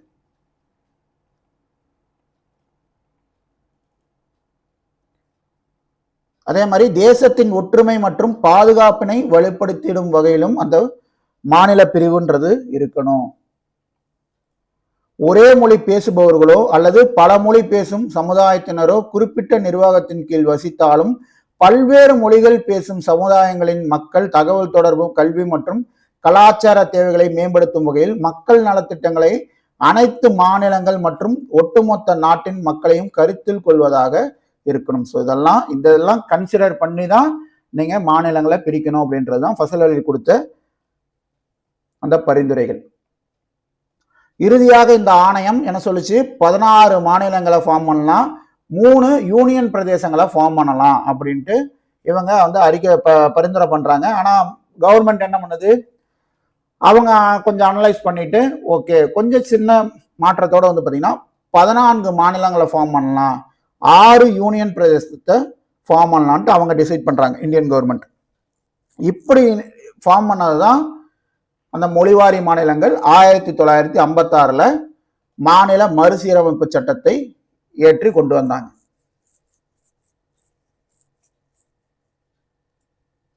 மாநில மறுசீரமைப்பு நவம்பர் 1, 1956 அன்று நடைமுறைப்படுத்தியது. அந்த மாநிலங்கள் என்னென்ன, அந்த 14 மாநிலங்கள் என்னென்ன, 6 யூனியன் பிரதேசம் என்னென்னு பார்ப்போம். ஆந்திர பிரதேசம், அசாம், பீகார், பம்பாய், ஜம்மு காஷ்மீர், கேரளா, மத்திய பிரதேசம், சென்னை, மைசூர், ஒரிசா, பஞ்சாப், ராஜஸ்தான், உத்தரப்பிரதேசம் மற்றும் மேற்கு வங்காளம். இது அந்த 14 மாநிலங்கள். ஸோ இதே இது கூர்கை பற்றி நான் சொன்னேன் இல்லைங்களா, அதே பிரச்சனை வந்து பார்த்தீங்கன்னா இங்கே அசாம்லையும் இருக்கு. அசாமில் வந்து பார்த்தீங்கன்னா ஒரு பகுதி ஃபோடோன்னு நினைக்கிறேன். ஸோ அந்த பகுதி வந்து பார்த்தீங்க அப்படின்னா அதுவும் அவங்களுக்கான தாய்மொழி அப்படின்றது வேற, ஆனால் ஒரு சின்ன பகுதி அப்படின்றதுனால அதை அந்த மொழி அடிப்படையில் அதை தனி மாநிலமாக பிரிக்காம அசாம் கூட சேர்த்திருப்பாங்க. ஸோ மொழி அடிப்படையில் மட்டுமே மாநிலங்கள் பிரிக்கப்படவில்லை அப்படின்றதுக்கு இது ரெண்டுமே எக்ஸாம்பிள். 6 யூனியன் பிரதேசம் என்னென்னு பார்த்தோம் அப்படின்னா அந்தமான் நிக்கோபார் தீவு, டில்லி, இமாச்சல பிரதேசம், லட்சத்தீவு, மினிகாய் தீவு, அமிந்திவி தீவு, மணிப்பூர் மற்றும் திரிபுரா. ஓகேங்களா? மணிப்பூர், திரிபுராலாம் வந்து ஆரம்பத்தில் உங்களுக்கு யூனியன் பிரதேசமா இருந்தது தான். மேலும் உருவான மாநிலங்கள் 1956 அப்புறமும் வந்து பார்த்தீங்கன்னா மாநிலங்கள் உருவாக்கப்பட்டது. இப்போ வந்து பார்த்தீங்கன்னா 28 மாநிலங்கள் இருக்கு. 1956 உருவாக்கப்பட்ட மாநிலம் அப்படின்றது 14 மாநிலங்கள் தான். அப்ப 1956 அப்புறம் என்னென்ன மாநிலங்கள் உருவாக்கப்பட்டது, பம்பாய் மறுசீரமைப்பு சட்டத்தை இது பண்ணி 1960 குஜராத் மாநிலம் உருவாச்சு. 1962 நாகாலாந்து மாநிலம் உருவாச்சு. 1966 1962 நாகாலாந்து மாநிலம், 1966 ஹரியானா, 1970 இமாச்சல பிரதேசம், அதே மாதிரி 71 வடகிழக்கு மாநிலங்களான மணிப்பூர், திரிபுரா, மேகாலயா இதெல்லாம் உருவானது. அதே மாதிரி அருணாச்சல பிரதேசம், மிசோரம் ஆகிய யூனியன் பிரதேசங்களும் உருவாச்சு. சிக்கிம் வந்து பாத்தீங்க அப்படின்னா 1975 1986 யூனியன் பிரதேசங்களா இருந்த அருணாச்சல பிரதேசமும் மிசோரமும் வந்து பாத்தீங்கன்னா மாநிலங்களா மாத்தினாங்க. கோவா 1987 மாநிலமாச்சு. சத்தீஸ்கர் 2000, உத்தரகாண்டும் 2000. இந்த உத்தரகாண்ட் அப்படின்றது உங்களுக்கு உத்தரப்பிரதேசத்திலிருந்து பிரிக்கப்பட்டு உருவாக்குனது தான் இந்த உத்தரகாண்ட் அப்படின்ற மாநிலம். அதே மாதிரி ஜார்க்கண்ட் மாநிலம் உருவாக்கம். இந்த ஜார்க்கண்ட் அப்படின்றது பீகார்ல இருந்து பிரிஞ்சது. பீகாரே ஒரிசால இருந்து பிரிஞ்சது. அப்படி பிரிஞ்ச பீகார்ல இருந்து பிரிஞ்ச மாநிலம் ஜார்க்கண்ட். எப்ப? 2000. ஆந்திரா நம்ம முன்னாடியே பார்த்துட்டோம். அதுதான் முதல் இதா இருந்துச்சு, ஃபர்ஸ்ட் பிரிஞ்ச ஒரு ஸ்டேட்டா இருந்தது. அதற்கப்புறம் அதுல இருந்து திருப்பி ஒரு மாநிலம் பிரிஞ்சது. எதுன்னு பாத்தீங்கன்னா தெலுங்கானா. எப்ப? 2014.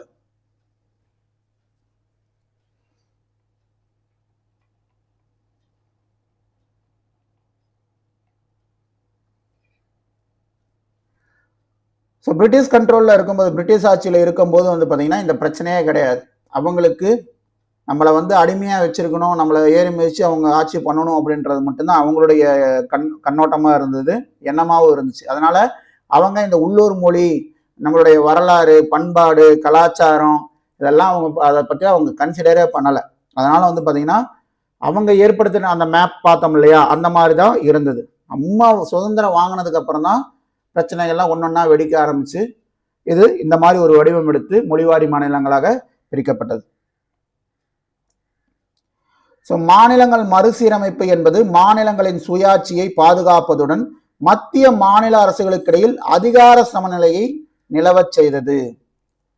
இந்த மாநிலங்கள் இப்படி பிரிக்கும் போது என்னாச்சுன்னு பார்த்தீங்க அப்படின்னா மத்திய மாநில அரசுகளுக்கு இடையான அந்த அதிகார சமநிலையை இது கொண்டு வந்தது. அதே மாதிரி மாநிலங்களுக்கு அந்த சுயாட்சி அப்படின்ற விஷயமும் வழங்கப்பட்டது.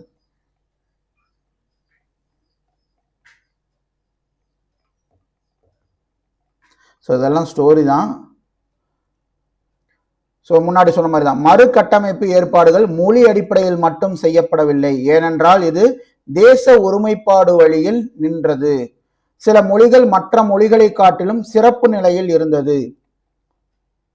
இது மற்ற மொழிகள் பேசும் மக்களிடையே ஆதிக்கம் செய்யும் நிலைமையும் இருந்தது. ஓகேங்களா? ஸோ இதே தான் இந்த சிறுபான்மை பெரும்பான்மை அப்படின்றது இருக்கு இல்லைங்களா, அதுவும் வந்து பார்த்தீங்கன்னா ஒரு லாங்குவேஜ்லையும் ஒரே இந்தியாவில தான் இருக்கும். ஒரு மாநிலத்துக்குள்ள வந்து பார்த்தீங்கன்னா தமிழ் பேசக்கூடிய மக்கள் பெருவாரியா இருக்காங்க. ஓகேங்களா? ஒரு 95% தமிழ் பேசக்கூடிய மொழி பேசக்கூடிய மக்கள் இருக்காங்க.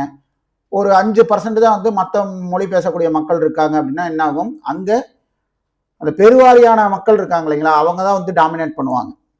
ஓகேங்களா? இது வந்து பார்த்தீங்கன்னா சாதிய ஏற்றத்தாழ்வு மட்டும் கிடையாது, மொழி அடிப்படையிலும் இந்த ஏற்றத்தாழ்வு அப்படின்றது இருக்கும். தேசிய அடையாளம் மற்றும் மொழி கலாச்சார அடையாளங்களுக்கிடையே உள்ள நிலை பற்றி இவ்விவாதங்கள் நடைபெற்றது. அசாமின் போடோவும் கர்நாடகா கூர்கும் இதற்கு ஒரு உதாரணமாக கூறலாம். ஆல்ரெடி நான் சொல்லியிருந்தேன் இல்லைங்களா. 1950ஆம் ஆண்டு 12 மொழிகள் அங்கீகரிக்கப்பட்டன. இது ஒரு சின்ன ஒரு விஷயம். நமக்கு வந்து பார்த்தீங்கன்னா 10th எல்லாம் எடுத்தீங்கன்னா 14 மொழிகள்னு கொடுத்துருப்பாங்க. எங்க நீங்க பார்த்தீங்கன்னாலும் ஒரிஜினலா அரசியலமைப்பு சட்டம் இயற்றப்படும் போது அங்கீகரிக்கப்பட்ட மொழிகள் அப்படின்றது 14 மொழிகள் அப்படின்னு சொல்லியிருப்பாங்க. அதற்கப்புறம் 8 மொழிகள் சேர்க்கப்பட்டு 22 மொழிகள் இப்ப இருக்கு அப்படின்னு சொல்லியிருப்பாங்க. ஆனா இந்த 12th வந்து பாத்தீங்கன்னா தமிழ் புக் ஆகட்டும் இங்கிலீஷ் புக் ஆகட்டும் ரெண்டுலையுமே வந்து பாத்தீங்கன்னா 1950ஆம் ஆண்டு 12 மொழிகள் அப்படின்றது கொடுத்துருக்காங்க. இது ஒரு சின்ன கன்ஃபியூஷன் தான். ஸோ கொஸ்டின் எப்படி கேட்டிருக்காங்க, அதற்கு ஆன்சர் என்ன, ஆப்ஷன்ஸ் என்ன கொடுத்துருக்காங்கன்னு பார்த்து அதுக்கு தகுந்த மாதிரி ஆன்சர் பண்ணுங்க. ஓகேங்களா? பிறகு 22 மொழிகள் ஏற்றுக்கொள்ளப்பட்டன. இது மொழி கலாச்சார சமுதாயங்களின் இடையே அரசியல் அடையாள கோரிக்கைகள் அதிகரித்து வருவதை காட்டுகிறது.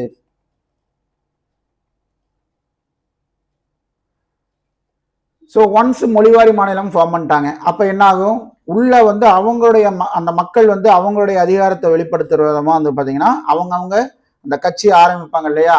ஒரு 100 பேர் சேர்ந்துட்டாவே ஒரு கட்சி அப்படின்றது ஆரம்பிச்சிடுறாங்க. அப்படி வந்து பார்த்தீங்கன்னா தன்னுடைய சொந்த மண்ணின் மேலே இருக்கக்கூடிய விசுவாசத்தின் அடிப்படையிலும் அந்த மண்டல அடிப்படையிலான தன்னை வந்து அந்த இயக்கத்தை வந்து அடையாளப்படுத்துகிற விதமாகவும் வந்து பார்த்தீங்கன்னா அரசியல் கட்சிகள், அதாவது மண்டல கட்சிகள் அப்படின்றது நிறைய ஃபார்ம் பண்ணாங்க. இது வந்து பார்த்தீங்கன்னா கவர்மெண்ட், இந்தியன் கவர்மெண்ட்டுக்கு ஒரு தலைவலியாக அமைஞ்சது.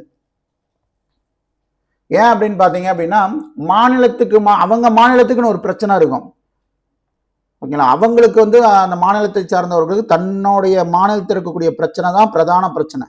இந்தியாவுடைய தேச பிரச்சனையை அவங்களுடைய பிரச்சனையா ஏற்றுக்க மாட்டாங்க. என் மக்கள் நல்லா இருக்கணும், என் நிலப்பகுதி நல்லா இருக்கணும் அப்படின்றது மட்டும்தான் அங்கே இருக்கக்கூடிய கட்சிகளுடைய பிரதான எண்ணமாக இருக்கும். ஆனால் மேலே இருக்கிறவங்களுக்கு இந்தியா அப்படின்ற மொத்த நாடுமே அவங்களோட இதுதான், ஓகேங்களா. அப்போ எங்கே பிரச்சனை நடந்தாலும் அதை அவங்க பார்க்க வேண்டியதாக இருக்கும். அப்போ பிரச்சனை அப்படின்னு ஒன்று வருது அப்படின்னா அதோடைய ஆணிவேர் அப்படின்றது நாடு முழுவதும் ஒரே மாதிரி இருக்காது. ஒருத்தவங்களுக்கு ஒரு விஷயம் செய்யும் போது அது இன்னொரு மாநிலத்துக்கு பாதிப்பாக வந்து அமையும். அப்படி வந்து சரி ஓகே எல்லாத்துக்கும் ஒரே மாதிரி கொண்டு போகலாம் அப்படின்னு நினைச்சீங்கனாலும் எல்லாத்தையும் எல்லா டைம்லையும் திருப்திப்படுத்தவும் முடியாது. மாநிலங்கள் உருவாக்கம். மாநிலத்தின் குறிப்பிட்ட நிலப்பகுதியை பிரிப்பதன் மூலம் நாடாளுமன்றம் புதிய மாநிலங்களை உருவாக்க முடியும். ஸோ இப்போ ஆந்திராவிலிருந்து தெலுங்கானா பிரிச்சாங்க இல்லையா, அந்த மாதிரி. ஸோ அதற்கான அதிகாரம் யாருக்கு இருக்குன்னு பார்த்தீங்கன்னா நாடாளுமன்றத்திற்கு அந்த அதிகாரம் இருக்கு. ஸோ ஜஸ்ட் லைக் தட் வந்து இன்னைக்கு நைட்டு தூங்குறோம், நாளைக்கு காலம் இருந்துச்சுன்னா ஆந்திராவிலிருந்து தெலுங்கானாவை பிரிச்சிடலாம் அப்படின்ட்டு முடிவெடுத்து நாடாளுமன்றம் செயல்படுத்த முடியுமான்னு கேட்டிங்கன்னா முடியாது. அதற்கும் சில சட்டத்திட்டங்கள் இருக்கு. அது என்னன்னு பார்த்தீங்க அப்படின்னா நாடாளுமன்றத்தில் முன்வரைவு மூலம் நிறைவேற்றப்பட்டு குடியரசுத் தலைவரின் ஒப்புதல் பெற வேண்டும். இந்த மாதிரி மாநிலங்கள் பிரிக்கணும் அப்படின்னா முன்வரைவுகள் நிறைவேற்றப்பட்டு குடியரசுடைய ஒப்புதல் வாங்கணும். அதற்கு முன்னாடி அந்த சம்பந்தப்பட்ட மாநிலம் இருக்கு இல்லைங்களா, அந்த சம்பந்தப்பட்ட மாநிலம் அவங்களுடைய சட்டமன்றத்துல தீர்மானம் கொண்டு வரணும். அந்த தீர்மானம் ஏற்றுக்கொள்ளப்பட்ட பிறகு மாநில அரசாங்கம் இது தொடர்பாக முன்வரைவு நிறைவேற்றி குடியரசுத் தலைவரின் ஒப்புதலுக்கு அனுப்பும் போது குடியரசுத் தலைவர் இது தொடர்பான தனி முன்வரைவு ஒன்றினை நாடாளுமன்றத்தில் ஏற்ற பரிந்துரை செய்வார். பிறகு நாடாளுமன்றத்தில் முன்வரைவை ஏற்றி தனக்கு அனுப்பப்படும் போது குடியரசுத் தலைவர் ஒப்புதல் அளிப்பார். பின்புதான் புதிய மாநிலங்கள் உருவாகும். இப்படிதான் ஒரு புதிய மாநிலம் அப்படின்றது உருவாகிறது. அதற்கான எல்லைகள் வகுக்கிறது இதெல்லாமே இதன் அடிப்படையில தான், ஓகேங்களா. ஆனா இந்த மாநிலம் அப்படின்றது ஒன்று உருவாக்கணும் பிரிக்கணும் அப்படின்றதுக்கான அதிகாரம் நாடாளுமன்றத்துக்கிட்ட மட்டும்தான் இருக்கு, மாநில அரசுக்கு கிடையாது. தேச கட்டமைப்பில் சமூக பொருளாதார அரசியல் சவால்கள். இந்த பொருளாதார சவால்கள் பத்தி வந்து பாத்தீங்க அப்படின்னா உங்களுக்கு இந்திய பொருளாதாரம் விடுதலைக்கு முன்னரும் பின்னரும் அப்படின்ற லெசன்ல உங்களுக்கு இன்டெப்தாவே இருக்கும், ஓகேங்க. இங்கேயும் கொடுத்துருக்காங்க. பட் வந்து பாத்தீங்கன்னா உங்களுக்கு இது வந்து நிலப்பகுதிகளை சேர்க்கக்கூடியதும் மொழிவாரி பிரச்சனைகளும் வந்து பாத்தீங்கன்னா இதுல இன்டெப்தா இருக்கும். அந்த பொருளாதாரம் சார்ந்து இருக்கக்கூடிய பிரச்சனைகள், அந்த சவால்கள் வந்து பாத்தீங்கன்னா உங்களுக்கு இந்திய பொருளாதாரம் விடுதலைக்கு முன்னரும் பின்னரும் அப்படின்ற லெசன்ல 11th எக்கனாமிக்ஸ்ல இருக்கக்கூடிய 8th லெசன் இது. இதுல வந்து பாத்தீங்கன்னா மேடம் உங்களுக்கு கிளியரா கிளாஸ் எடுத்திருப்பாங்க. அதை நீங்க பாத்தீங்க அப்படின்னா இன்டெப்தா புரியும். இதுல ஒரு சில பாயிண்ட்ஸ் இருக்கும், ஒரு சில பாயிண்ட்ஸ் இல்லாம இருக்கும். அதுல வந்து பாத்தீங்கன்னா உங்களுக்கு ஃபுல் இன்டெப்தா மேடம் உங்களுக்கு நடத்திருப்பாங்க அந்த கிளாஸை. இது வரைக்கும் நீங்க பார்க்கலைன்னா பாத்துருங்க. ஆந்திர பிரதேசம் 2 மாநிலங்களாக நாடாளுமன்ற சட்டத்தின் மூலம் ஜூன் 2, 2014 அன்று பிரிக்கப்பட்டது. ஸோ ஒரு அரசு அப்படின்றது எப்படி உருவாகும்னு பார்த்தீங்க அப்படின்னா நிலப்பரப்பு, மக்கள், அரசாங்கம் மற்றும் இறையாண்மை, இந்த 4 விஷயம் இருந்துச்சுன்னா எப்படி 100 பேர் சேர்ந்தாங்கன்னா ஒரு அரசியல் கட்சி ஆரம்பிச்சிடலாமோ அது மாதிரி ஆள்வதற்கு நிலப்பரப்பு, அங்கே இருக்கிறதுக்கு மக்கள், அரசாங்கம்னு ஒன்று ஃபார்ம் பண்ணி அங்கே சுதந்திரம், என் பவுண்டரிக்குள்ள நான் வைக்கிறது தான் சட்டம் அப்படின்ட்டு நீங்க அறிவிச்சிட்டீங்க அப்படின்னா அது ஒரு அரசு, ஓகேங்களா. அங்க அந்த அரசு அப்படின்ற ஒரு விஷயத்துக்கு தேசிய உணர்வோ இல்லை நம்ம எல்லாரும் ஒன்றும் அப்படின்ற உணர்வோ இருக்கணும்ட்டு எந்த ஒரு அவசியமும் கிடையாது, ஓகேங்களா. அரசு அப்படின்றதுக்கான டெஃபினேஷன் இதுதான். ஆனால் நம்மளுடைய அரசு அப்படின்றது அப்படி இருக்கா அப்படின்னு பார்த்தீங்கன்னா கிடையாது. ஏன்னா நம்மளுடைய அரசு அப்படின்றது தேச ஒருமைப்பாட்டிற்கு முக்கியத்துவம் தரக்கூடியது, ஓகேங்களா. அப்போ என்ன இருக்கணும், பொதுநலமே மேலானதாக இருக்கணும். ஒரு சார்பு அப்படின்றது இல்லாம பொதுநலமே மேலானதாக இருக்கணும்.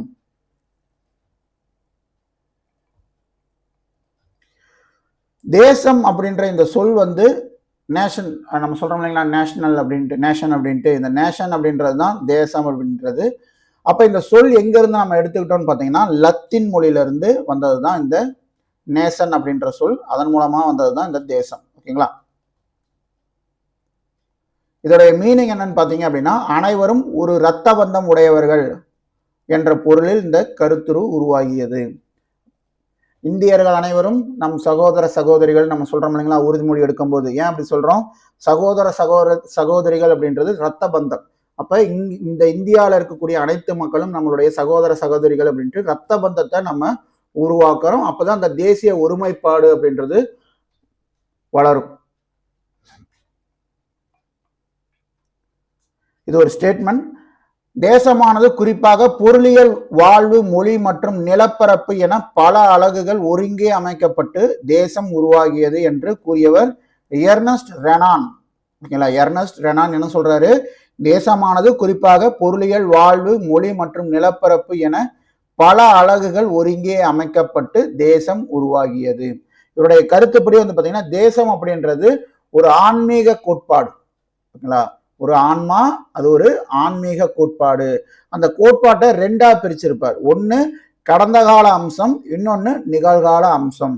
இதை சொன்னது யாருன்னு பாத்தீங்கன்னா எர்னஸ்ட் ரெனான்.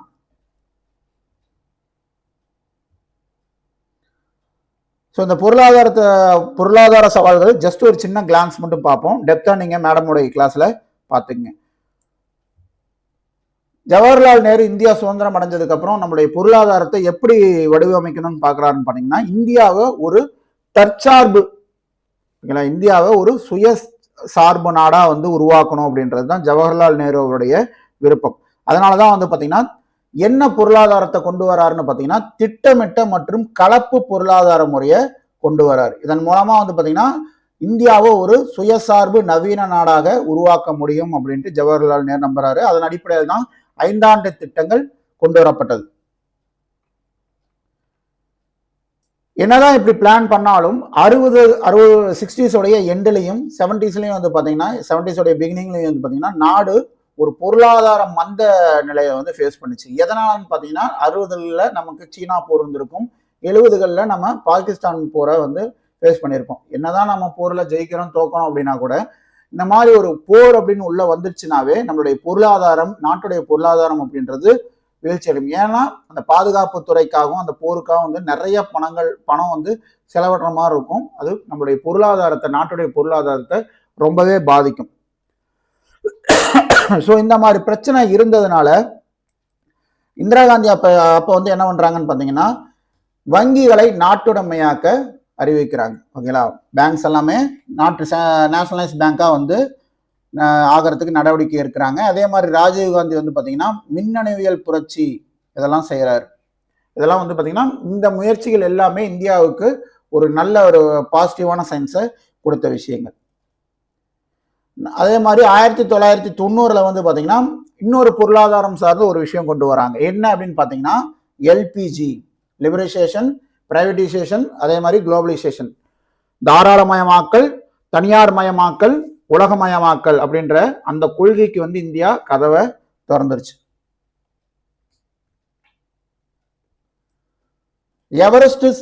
எவரெஸ்ட் முதலில் அடைந்த பர்சன் யாருன்னு பாத்தீங்கன்னா டென்சிங். ஓகேங்களா? இந்த டென்சிங் யாரு அப்படின்றதுலேயே ஒரு குழப்பம் இருந்தது. அது ஒரு என்ன சொல்றது, ஒரு கான்ஃபிளிக்டா கொண்டு போயிட்டு இருந்தாங்க. யார் இந்த டென்சிங் பாத்தீங்கன்னா இவர் பிறந்தது நேபாளத்துல தான். ஓகேங்களா? எவரெஸ்டை முதலில் அடைந்த டென்சிங் அப்படின்ட்டு இவர் யாரு, நம்ம இதை சேர்ந்தவர் அப்படின்ட்டு ஜவஹர்லால் நேரு எல்லா மாநில முதல்வர்களுக்கும் ஒரு லெட்டர் எழுதுறாரு. பெருமையா, ஒரு பெருமிதமா சொல்றாரு, இந்தியாவுடைய பெருமையா அதை சொல்றாரு. அப்ப வந்து பாத்தீங்கன்னா சில நபர்கள் வந்து பாத்தீங்கன்னா அதை ரொம்ப சிறுமைப்படுத்தும் விதமா வந்து பாத்தீங்கன்னா அவர் நேபாளி, அவர் இந்தியாவை சார்ந்தவர்கள், ஒரு நேபாளி அப்படின்னு சொல்லிட்டு ஒரு சிறுமைப்படுத்துற விதமா ஒரு விஷயம் கிளப்புறாங்க. அதற்கு அவர் சொன்ன விஷயம் தான் அது. ஓகேங்களா? ஸோ டென்சிங் அப்படின்றவர் என்னதான் நேபாளத்துல பிறந்தவரா இருந்தாலும் அவர் வாழ்ந்தது எல்லாமே வந்து பாத்தீங்கன்னா இந்தியாவில தான். ஓகேங்களா? ஸோ அதனால வந்து அவரே டென்சிங்கே என்ன சொல்லியிருக்காரு, எனக்கு சொந்தமான நாடு அப்படின்னா அது ரெண்டுமே தான், இந்தியாவும் சரி நேபாளமும் சரி இரண்டுமே என் சொந்த நாடுகள் அப்படின்னு தான் டென்சிங் சொல்லியிருப்பார். அந்த டென்சிங் தான் வந்து பார்த்தீங்கன்னா 1953ஆம் ஆண்டு எவரெஸ்ட் பயணத்தில் எவரெஸ்டை முதலில் அடைந்த இந்தியாவை சேர்ந்த நபர்னே நம்ம சொல்லலாம். ஓகேங்களா?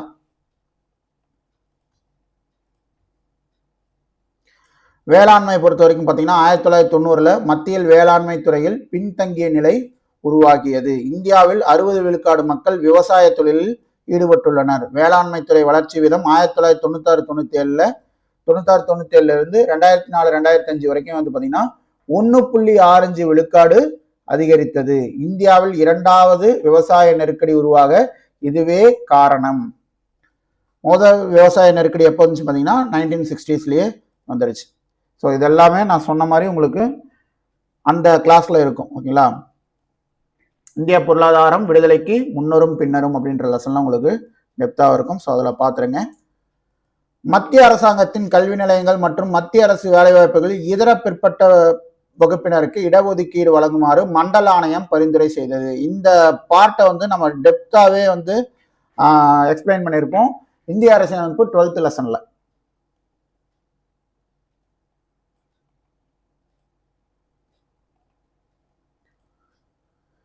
ஸோ மேலும் என்ன பிரச்சனை வந்து சவால்கள் வந்து இந்திய அரசு சந்திச்சதுன்னு பார்த்தீங்கன்னா நிலம் கையகப்படுத்துறதுல இருக்கக்கூடிய பிரச்சனை. ஓகேங்களா? நிலம் கையகப்படுத்துறது என்ன ஒரு பிரச்சனை, பெரும் பிரச்சனையா இருக்குன்னு பார்த்தீங்கன்னா, அங்க இருக்கக்கூடிய பழங்குடி மக்களை அந்த இடத்துல இருந்து அவங்க அப்புறப்படுத்தணும், வேற இடத்துக்கு மாற்றணும். ஸோ அப்போ வந்து என்ன ஆகும், அங்கேருந்து மக்கள் நகரம் போக மாட்டேன், என்னுடைய இடம் நான் இங்கே தான் வாழ்கிறேன், இங்கேருந்து நான் போக மாட்டேன் அப்படின்ற பிரச்சனையெல்லாம் வரும். ஸோ அப்படி பிரச்சனை பண்ணும்போது என்னன்னு பார்த்தீங்கன்னா, தொழிற்சாலை அமைப்பதற்கு தேவையான நிலங்கள் அப்படின்றது கிடைக்காது. ஓகேங்களா? ஸோ தொழிற்சாலை அமைக்கணும் அப்படின்னா அதற்கு பல ஏக்கர்கள் கணக்கில் இடம் தேவைப்படும். அப்போ அங்கே இருக்கக்கூடிய மக்கள் நம்ம அகற்றணும், வேற இடத்துக்கு குடிபெயர்க்கணும் அப்படின்னா அப்போ அங்கே இருக்கக்கூடிய மக்கள் ஒத்து வரணும். அப்படி இல்லை அப்படின்னா என்னாகும், அங்கே தொழிற்சாலைகள் அமைக்க முடியாது. அப்போ என்ன பண்ணணும், உள்ளூர் மக்களின் ஒப்புதல் முதல்ல வாங்கி நிலத்தை வாங்கக்கூடிய சுச்சுவேஷன் தான் இருக்கு. நிலம் கையகப்படுத்துதல் நடவடிக்கைகளை தகுந்த இழப்பீடு வழங்குதல் மற்றும் நலத்திட்டங்கள் மூலம் நிறைவேற்ற வேண்டியுள்ளது. அப்படி மாற்றணும் அப்படின்னா சும்மா ஜஸ்ட் லைக் தட் ஓகே நீங்கள் கிளம்புங்க அப்படின்னு சொல்ல முடியாது இல்லையா? அவங்களுக்கு உண்டான நிலத்துக்கு உண்டான பைசாவை கொடுக்கணும், அவங்களுக்கு உண்டான நலத்திட்டங்களை கொண்டு வரணும். அப்புறம்தான் அந்த மக்கள் அங்கேருந்து நகர்த்த முடியும். ஸோ இப்போ இருக்கக்கூடிய சட்டம் அந்த பிரச்சனைகள் எல்லாம் இருக்கா அப்படின்னு கேட்டிங்கன்னா இருக்கு. ஆனால் வந்து பார்த்தீங்கன்னா அந்த அதிகாரம் அப்படின்றது இன்னும் கொஞ்சம் சேர்ந்தே இருக்கு. ஓகேங்களா? தற்போதைய சட்டம் அரசாங்கம் நிலம் கையகப்படுத்துவதற்கு போதுமான அதிகாரங்களை கொடுத்துள்ளது.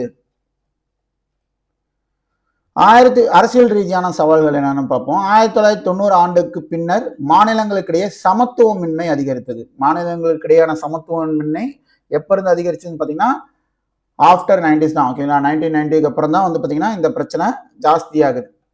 ஏன் இந்த பிரச்சனை வருது அப்படின்னு பார்த்தீங்க அப்படின்னா, மத்திய நிதி பகிர்வு அப்படின்றது யாருடைய கண்ட்ரோல் இருக்குன்னு பார்த்தீங்கன்னா மத்திய அரசாங்கத்துடைய கண்ட்ரோல தான் இருக்கு. இப்போ ஜிஎஸ்டியே கிளைம் பண்றாங்க அப்படின்னா ஜிஎஸ்டி கிளைம் பண்ணக்கூடிய அந்த டேக்ஸ் அமௌண்ட் யார்கிட்ட போகும், சென்ட்ரல் கவர்மெண்ட்டு தான் போகும். அவங்க தான் வந்து பார்த்தீங்கன்னா அந்த மாநிலங்களுக்கு பிரித்து கொடுப்பாங்க. அந்த இஷ்யூவே வந்து பார்த்தீங்கன்னா இப்போ தமிழ்நாட்டில் போயிட்டு இருக்கும். நம்ம தான் ஜாஸ்தி வரி கட்டுறோம், ஆனால் நமக்கு வந்து அந்த பணம் வர மாட்டேங்குது, வரி பணம் வர மாட்டேங்குது, அதிகமாக உத்தரப்பிரதேசத்துக்கு தான் போகுது. அப்போ இந்தியாவிலேயே அதிகமாக வரி கட்டக்கூடிய மாநிலமான தமிழ்நாட்டுக்கு நம்ம கொடுக்கக்கூடிய வரி அப்படின்றது முழுசாக வரலை அப்படின்ற அந்த பிரச்சனைகள்லாம் போயிட்டு இருக்கு. இந்த பிரச்சனை அப்படின்றது இப்போ இல்லை, 90ஸ்லேயே ஸ்டார்ட் ஆயிருக்கு. ஸோ அதனால தான் வந்து பார்த்தீங்கன்னா மத்திய அரசாங்கத்தின் நிதி மாநிலங்களுக்கு அளிப்பது குறைக்கப்பட்டது. இதன் அடிப்படையில் என்ன ஆகும், தேவையான வளர்ச்சி திட்டங்களை அந்தந்த மாநில மக்களுக்கு செஞ்சுதான் ஆகணும்.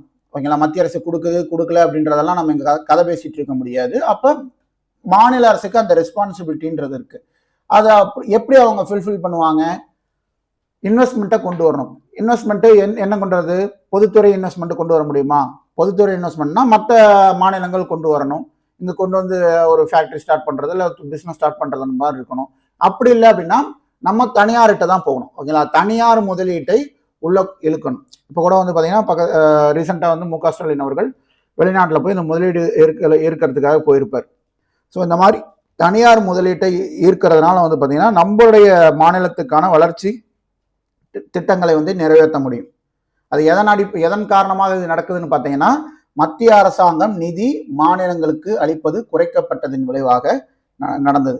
ஸோ அப்படி கொண்டு வராங்க அப்படின்னா எல்லா மாநிலத்துக்கும் இந்த அந்நிய முதலீடு, அதாவது தனியார் முதலீடு அப்படின்றது வந்து செஞ்சிருவாங்களான்னு கேட்டிங்கன்னா கிடையாது. அப்போ அவங்க பிஸ்னஸ் அங்கே ஸ்டார்ட் பண்ணுறாங்கன்னா அந்த இடம், அந்த நிலப்பரப்பு அப்படின்றது அவங்க பிஸ்னஸ் செய்யறதுக்கு ஏதுவாக இருக்கக்கூடிய இடமா, அவங்களுக்கு அந்த இடத்துல ஆரம்பிக்கிறதுனால லாபம் கிடைக்குமா அப்படின்றதெல்லாம் அவங்க அனலைஸ் பண்ணிட்டு தான் வந்து ஸ்டார்ட் பண்ணுவாங்க. அப்போ இந்த மாதிரி அமைக்கப்படும் போது எந்தெந்த பகுதிகள், எந்தெந்த மாநிலங்கள் இந்த தொழில் வளத்துக்கு ஏற்ற மாதிரி இருக்கோ அந்த மாநிலங்கள் எல்லாமே வளர்ச்சி அடையுது. அதற்கான நிலப்பரப்பு இல்லாத இடங்கள், அதற்கான வளர்ச்சி இல்லாத இடங்கள்லாம் வந்து பார்த்தீங்கன்னா அந்த மாநிலங்கள் அப்படியே வந்து வளர்ச்சியில பின்தங்கி போயிட்டே இருக்கு. ஃபார் எக்ஸாம்பிள் இப்போ நம்ம பீகார்லாம் நம்ம சொல்லலாம், இங்கே ரொம்ப பின்தங்கி இருக்காங்கன்னு நம்ம சொல்லலாம். தமிழ்நாட்டை கம்பேர் பண்ணும்போது பீகார் அப்படின்றதெல்லாம் ரொம்ப பின்னாடி இருக்கு. காரணம் என்ன அப்படின்னா இதுதான் காரணம். ஓகேங்களா. மத்திய மாநில உறவுகள், வறுமை ஒழிப்பதற்கு வளர்ச்சி திட்டங்களை யார் செயல்படுத்தணும்? மத்திய அரசும் மாநில அரசும் சேர்ந்து செயல்படுத்தணும் மூலம் தான் வளர்ச்சி அப்படின்றது சாத்தியப்படும். பொருளாதார சவால்கள், இந்தியாவில் வாழும் மக்களில் பெரும்பாலானோர் நாள் ஒன்றுக்கு $1 கீழ் வருமானம் உள்ளவர்கள் என்பது யார் சொல்லியிருக்காங்க? டீட்டன், ட்ரேசி, இவங்க 2 பேரும் சுட்டி காட்டியிருக்காங்க. ஓகேங்களா. $1 கம்மி அப்படின்ட்டு. இன்னைக்கு அப்படி இருக்கான்னு கேட்டீங்கன்னா ஆவரேஜா பார்த்தோம் அப்படின்னா இன்னும் அந்த ஸ்டேஜில் தான் இருக்கு. பட் இண்டிவிஜுவலாக ஒவ்வொரு பர்சன் எடுத்துக்கிட்டோம் அப்படின்னா இன்னைக்கு ஆவரேஜா $300 அப்படின்றது ஒரு நாளுடைய வருமானமா இருக்கு. பட் ஸ்டாட்டிஸ்டிக்காக நம்ம பார்க்கணும். 1993 94, அதே மாதிரி 1999 2000 காலகட்டத்தில் நாள் ஒன்றுக்கு $1 குறைவான வருமானம் ஈட்டுவோர் விகிதம் 36 விழுக்காட்டிலிருந்து 26 விழுக்காடாக குறைந்துள்ளதாக ஒரு மதிப்பீடு குறிப்பிடுகிறது. அதாவது இன்னமும் 270 மில்லியன் இந்தியர்கள் ஏழ்மையில் உள்ளதை இது குறிக்கிறது.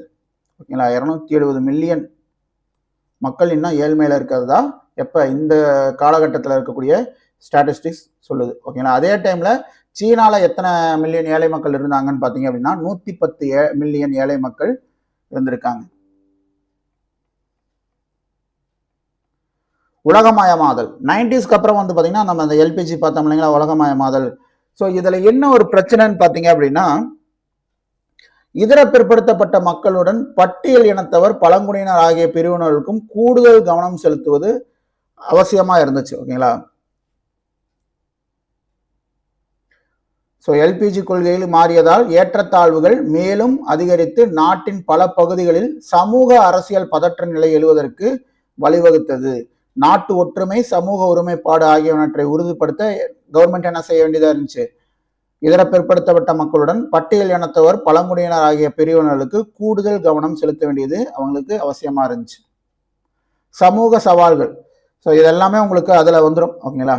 எக்கனாமிக்ஸில் வந்துடும். இதில் வந்து பார்த்தீங்கன்னா குழந்தை இறப்பு விகிதம் 1980களில் 30% இருந்தது. 1990 வந்து பார்த்தீங்கன்னா அது 12.5% குறைந்தது. இந்தியாவில் வந்து பார்த்தீங்கன்னா 1000க்கு 80 குழந்தை அப்படின்றது இறப்பு விகிதமாக இருக்கு. பங்களாதேஷை கம்பேர் பண்ணும்போது அந்த பீரியட் ஆஃப் டைம்ல நம்ம கம்மியாக இருந்தோம். ஏன் அப்படின்னு பார்த்தீங்கன்னா பங்களாதேஷில் 1000 குழந்தைகளுக்கு 91 குழந்தை இறப்பு விகிதம் அப்படின்றது இருந்துச்சு. ஆனால் இப்போ அப்படி இருக்கா அப்படின்னு பார்த்தீங்கன்னா 99 வந்து பார்த்தீங்க அப்படின்னா 1999 பங்களாதேஷில் 1000 குழந்தைகளுக்கு 61 குழந்தைகள் இறப்பு விகிதமும், அதே டைம்ல இந்தியாவில் வந்து பார்த்தீங்கன்னா 1000க்கு 71 குழந்தைகள் இறப்பு விகிதமா அது வந்துருச்சு. அப்ப இந்தியா அப்படின்றது இந்த குழந்தை இறப்பு விகிதத்துல பின்தங்கி போயிடுச்சு பங்களாதேஷ் கூட கம்பேர் பண்ணும்போது.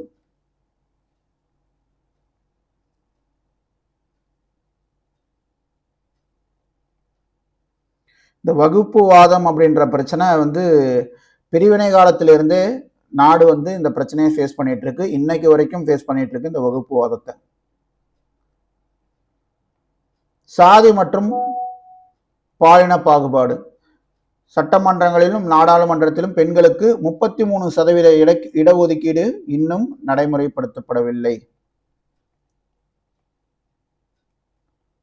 மற்றதெல்லாம் ஸ்டோரி அப்படின்னு நீங்க படிச்சுட்டு போறதா. இம்பார்ட்டன்ட் பாயிண்ட்ஸ் தான் நான் உங்களுக்கு ஹைலைட் பண்ணி சொல்லிட்டு இருக்கேன். ஓகேங்களா. தமிழ்நாடு மாநிலம் உருவாக்கப்படுதல் 1802 வந்து பார்த்தீங்கன்னா வெல்லஸ்லி பிரபு சென்னை மாகாணத்தை உருவாக்கினார். யார் வந்து சென்னை மாகாணத்தை உருவாக்குனது? வெல்லஸ்லி பிரபு. எப்ப? 1802. பிரிட்டிஷ் இந்தியாவின் கீழ் ஒரு நிர்வாக அமைப்பாக சென்னை மாகாணம் இருந்தது.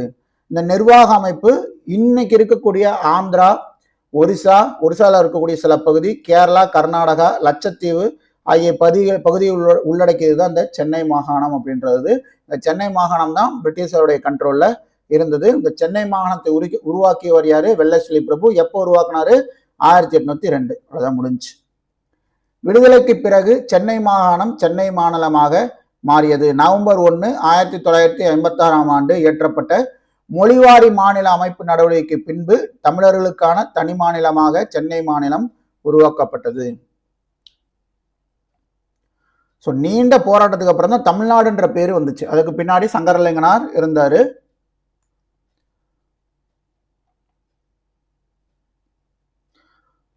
பிராமண அல்லாதோர் இயக்கம் தொடங்குவதற்கு எது காரணமா இருந்துச்சுன்னு பார்த்தீங்கன்னா, காங்கிரஸ் உடைய சாதிய கண்ணோட்டம் காரணமாக சாதி பிரிவினை, மொழிவாரி தேசியவாதம், வர்க்க போராட்டம் ஆகியவற்றை உள்ளடக்கிய பிராமண அல்லாதோர் இயக்கம் தொடங்கப்பட்டது. ஓகேங்களா?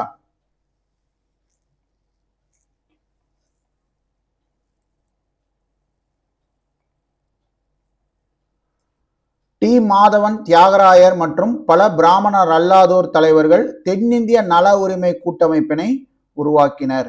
பிற்காலத்தில் இந்த இயக்கம் தான், இந்த தென்னிந்திய நல உரிமை அப்படின்ற இயக்கம் தான் என்னவா மாறுது? நீதி கட்சியா மாறுது. நீதி கட்சியா மாறி அவங்க ஆட்சியை பிடிக்கிறாங்க. ஓகேங்களா? சென்னை மதராஸ் மாகாணத்துல அவங்க ஆட்சியை பிடிக்கிறாங்க. ஸோ 5 தேர்தல்களை சந்திச்சு 4 தேர்தல்களில் வெற்றி பெறாங்க. எப்ப இருந்து? 1920 இருந்து 1937 வரைக்கும் நீதி கட்சி தான் இங்க ஆட்சியில இருக்கு. அப்படி 5வது தேர்தல் அவங்க தோக்கும் போது யார்கிட்ட தோக்குறாங்கன்னு பாத்தீங்கன்னா, காங்கிரஸ்ட தோக்குறாங்க. ஏன் காங்கிரஸ்ட தோக்குறாங்கன்னு பாத்தீங்கன்னா, அதற்கு காரணம் இருக்கு. ஓகேங்களா? சோ ஒத்துழையாமை இயக்கத்தின் மூலம் காங்கிரஸ் கட்சி தன்னை தமிழகத்தில் பலப்படுத்தி கொண்டது. இதனாலதான் பாத்தீங்கன்னா 1937 நீதி கட்சி இங்க தமிழகத்துல தோத்து காங்கிரஸ் கட்சி ஆட்சிக்கு வருது. அது வரைக்கும் நீதி கட்சியில தான் ஆட்சியில இருந்தது. 1937 தேர்தலில் காங்கிரஸ் கட்சியிடம் நீதி கட்சி தோல்வியுற்றது. பிறகு பெரியார் அந்த நீதி கட்சி என்னன்னு மாத்தினாரு? சுயமரியாதை இயக்கமாக மாத்திட்டார். எப்ப? 1937 தேர்தலில் தோற்றதுக்கு அப்புறம் பெரியார் அந்த நீதி கட்சியை சுயமரியாதை இயக்கமாக மாத்தினார். ரொம்ப முக்கியமான பாயிண்ட். ஸோ அதனாலதான் கிரீன்ல ஹைலைட் பண்ணியிருக்கேன். 1937 காங்கிரஸ் ஜெயிச்சதுக்கு அப்புறம் யார் முதலமைச்சராக உட்கார்றாருன்னு பார்த்தீங்கன்னா, ராஜாஜி முதலமைச்சராக உட்கார்றாரு. உட்கார்ந்த ஒரு 2 இதை சட்டத்தை கொண்டு வர்றாரு. ஒன்று தீண்டாமை ஒழிப்பு, இன்னொன்று இந்தி மொழியை தேசிய மொழியாக அறிவிப்பது அப்படின்ட்டு. இந்தி மொழியை தேசிய மொழியாக அறிவிப்பது அப்படின்றது எப்பயுமே சாத்தியமாகாது. ஓகேங்களா? அதோடைய பிரச்சனை அப்படின்றது இன்றும் தொடர்ந்துட்டு இருக்கு. ஸோ இதை ஒரு இதாக வச்சுட்டு தான் இந்தி மொழி எதிர்ப்பு அப்படின்ட்டு அந்த ஒரு கூற்றோட தான் பார்த்தீங்கன்னா அதில் ஸ்ட்ராங்காக இருந்ததுனால தான் திராவிட முன்னேற்ற கழகம் திமுக அப்படின்ற கட்சி ஆட்சியை பிடிச்சி இன்னைக்கு வரைக்கும் நிலைச்சு நின்றுட்டு இருக்கிறதுக்கு காரணமே இந்த இந்தி மொழி எதிர்ப்பு அப்படின்ற இந்த ஒற்றை கோரிக்கை தான். ஓகேங்களா? அது இந்த ஒற்றை வார்த்தை தான். பள்ளிகளில் இந்தி மொழி கட்டாய மொழி பாடமாக்கப்பட்டது. ஸோ அப்போ என்ன ஆகுது அப்படின்னு பார்த்தீங்கன்னா, இதை எல்லாரும் எதிர்க்க ஆரம்பிக்கிறாங்க. இந்த இந்தி மொழி கட்டாயம் அப்படின்றத எதிர்க்க ஆரம்பிக்கிறாங்க. ராஜாஜி கொண்டு வந்ததை பிராமணர் அல்லாத தமிழர் திராவிடர்களின் சுயமரியாதையை இழிவுபடுத்தியதாக கருதப்பட்டது. தந்தை பெரியார் மற்றும் பல சுயமரியாதை இயக்க தலைவர்கள் இந்தி எதிர்ப்பு போராட்டங்களையும் மாநாடுகளையும் நடத்தினர். இதுல ரொம்ப முக்கியமான ஆளுங்க யாருன்னு பார்த்தீங்கன்னா, தமிழறிஞர்களான மறைமலை அடிகளும் திருவி கல்யாண சுந்தரம் அவர்களும். இவங்கெல்லாம் பார்த்தீங்கன்னா பல கண்டன பொதுக்கூட்டங்களை நடத்தி இந்த மாதிரி இந்த இந்தி மொழி எதிர்ப்பை கொண்டு வந்தாங்க. ஓகேங்களா? ஸோ இது கட்டாய மொழி அப்படின்றது ஏத்துக்கல இவங்க எல்லாமே. அதே மாதிரி பார்த்தீங்கன்னா பெரியார் இந்த போராட்டத்துக்கு மறைமலை அடிகள் திருவிக்க நடத்தின அந்த போராட்டத்துக்கெல்லாம் மனப்பூர்வமான ஆதரவையும் கொடுத்தார். அதே மாதிரி பார்த்தீங்கன்னா அவருடைய மிகப்பெரிய முழக்கமா இருந்தது எதுன்னு பார்த்தீங்கன்னா, பெரியாருடைய மிகப்பெரிய முழக்கம் தமிழ்நாடு தமிழருக்கே அப்படின்றது. பெரியாருடைய மிகப்பெரிய முழக்கம் தமிழ்நாடு தமிழருக்கே அப்படின்ற முழக்கத்தை அவர் அந்த போராட்டத்துல வச்சாரு. அதே மாதிரி 1939ஆம் ஆண்டு திராவிட நாடு மாநாட்டினை நடத்தி திராவிட நாடு கோரிக்கையும் பெரியார் முன்வைத்தார். ரெண்டுமே பெரியார் தான். ஓகேங்களா? தமிழ்நாடு தமிழருக்கேன்னு சொன்னதும் பெரியார் தான். அதே மாதிரி 1939ஆம் ஆண்டு திராவிட நாடு அப்படின்ற மாநாட்டை நடத்தி திராவிட நாடு கோரிக்கையை முன்வைத்ததும் பெரியார் தான். ஆனால் திராவிட நாடுன்னு ஒன்று ஃபார்ம் ஆச்சா? அந்த திராவிட நாடுக்குள்ள யார் யாரெல்லாம் இருக்காங்கன்னு பார்த்தீங்கன்னா, தமிழ் மொழி பேசக்கூடிய மக்கள், தெலுங்கு மொழி பேசக்கூடிய மக்கள், கன்னட மொழி பேசக்கூடிய மக்கள், மலையாள மொழி பேசக்கூடிய மக்கள், இவங்க 4 உள்ளடக்கி அவர் திராவிட நாடு அப்படின்ற விஷயத்த கொண்டு வரார். ஸோ இது யார்கிட்ட ரொம்ப ரீச் ஆகுது, யாரெல்லாம் இதற்கு ஆதரிக்கிறாங்கன்னு பார்த்தீங்கன்னா, பிராமணர் அல்லாதோர் இயக்கத்தில் பார்த்தீங்கன்னா அது ரொம்ப பேசப்படுறதா இருக்கு. இது அவங்க ஏத்துக்கக்கூடிய ஒரு விஷயமா இது இருக்கு. தமிழர், தெலுங்கர், கன்னடர் மற்றும் மலையாளர் ஆகியோரை உள்ளடக்கிய திராவிட நாடு என்கிற தனிநாடு கோரிக்கை பிராமணர் அல்லாதோர் மத்தியில் வளரத் தொடங்கியது. 1944 ஈவே ராமசாமி நீதி கட்சியினை திராவிடர் கழகம் என பெயர் மாற்றம் செய்தார். ஸோ நீதி கட்சியை சுயமரியாதை இயக்கமா மாத்தினார் 1937 தோத்ததுக்கு அப்புறம். அதற்கப்புறம் அதே கட்சியை பார்த்தீங்கன்னா திராவிடர் கழகம் அப்படின்ட்டு பேர் மாத்தினாரு. இன்னைக்கு வரைக்கும் அது திராவிடர் கழகமாக தான் இருக்கு. ஓகேனா? ஸோ இந்த தீர்மானத்தை எங்க நிறைவேற்றினார்னு பார்த்தீங்கன்னா, சேலத்துல நடந்த மாநாட்டில் தான் இதை நிறைவேற்றினார். எப்போ அந்த மாநாடு நடந்துச்சு? 1944.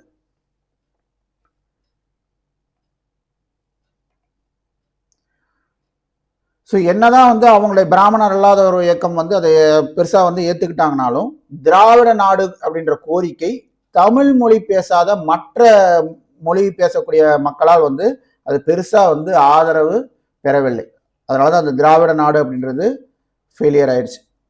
இந்த திராவிட நாடுன்றதெல்லாம் இங்க தமிழ்நாட்டில் மட்டும் இருக்கக்கூடிய விஷயங்கள். மற்ற இதுவே நம்ம அண்டை மாநிலங்களான கர்நாடகா, ஆந்திராலாம் போனோம் அப்படின்னா இந்த திராவிட நாடுன்ற இதெல்லாம் இருக்காது.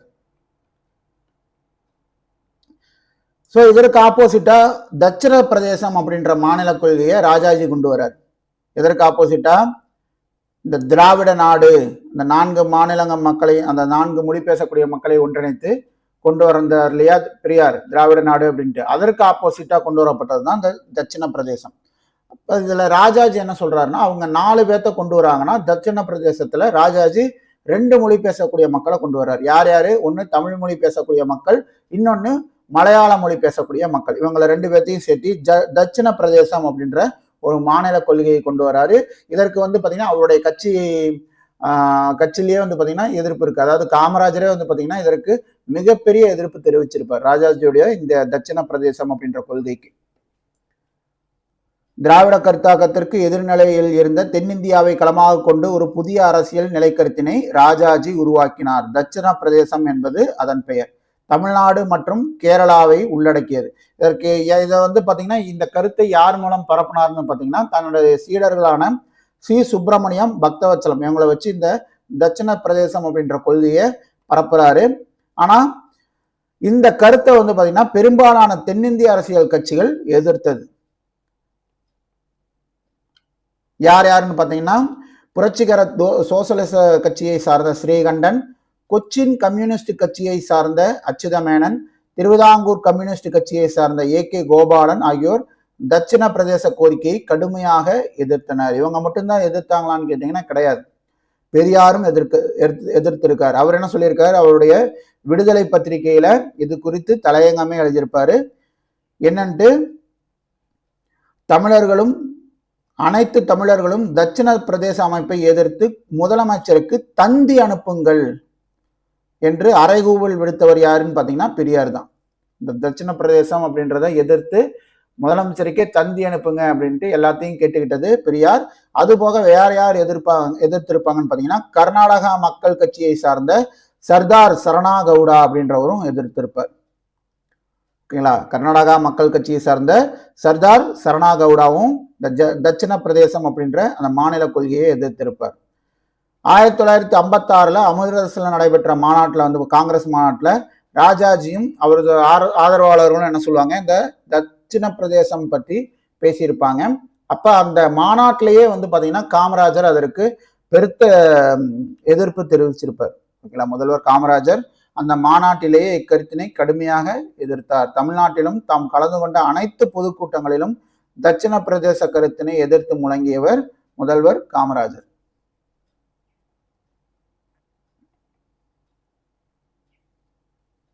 விடுதலைக்கு பின்பு மொழிவாரி மாநிலங்கள் மறுசீரமைப்பு. 1947 1956 வரைக்கும் தேச கட்டமைப்பு குறித்து 2 விதமான கொள்கை வழிகாட்டுதல்கள் உருவாக்கப்பட்டது. ஒன்று அலுவல் மொழி பற்றியது, இன்னொன்று மாநிலங்கள் மறுசீரமைப்பு பற்றியது. இது ரெண்டும் வந்து பார்த்தீங்கன்னா 2 விதமான கொள்கை வழிகாட்டுதல்கள் உருவாக்கப்பட்டது. இதுதான், ஒன்று அலுவல் மொழி பற்றியது, இன்னொன்று மாநிலங்கள் மறுசீரமைப்பு பற்றியது.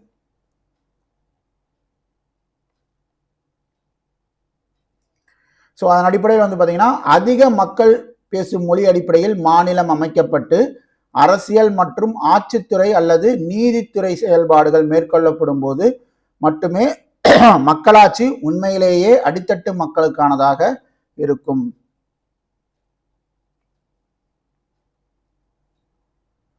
தமிழ்நாடு மாநில உருவாக்கம். மாநில மறுசீரமைப்பு ஆணையம் தனது இறுதி அறிக்கையை 1955ஆம் ஆண்டு சமர்ப்பித்தது. இது இந்த ஃபசல் அலி ஆணையம். ஓகேங்களா? ஃபசல் அலி ஆணையம் என்ன பண்ணுச்சு?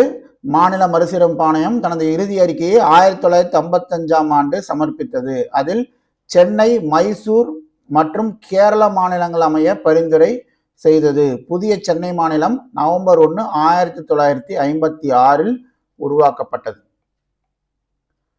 ஸோ இதில் ஒரு இஷ்யூ என்னன்னு பார்த்தீங்க அப்படின்னா, பெரும்பாலும் அந்த என்ன மொழி மக்கள் பேசுகிறாங்களோ அந்த பகுதியிலே அந்த மக்களை வந்து இணைக்கிறது தான் ஒரு அந்த மொழிவாரி மாநிலங்கள் அடிப்படையில் அமைக்கப்பட்டது அடிப்படையாக இருந்தது. ஆனால் தேவிக்குளம் உள்ளிட்ட 4 வட்டங்களை பொறுத்து வேறு அளவீட்டினை பயன்படுத்தியது. என்னன்னு பார்த்தீங்கன்னா, நிலப்பரப்பு காரணம் காட்டி மற்ற இடத்துலாம் அந்த மொழி மக்கள் பெருவாரியாக என்ன பேசுகிறாங்களோ அந்த மாநிலத்தில் அவங்கள இணைச்சாங்க.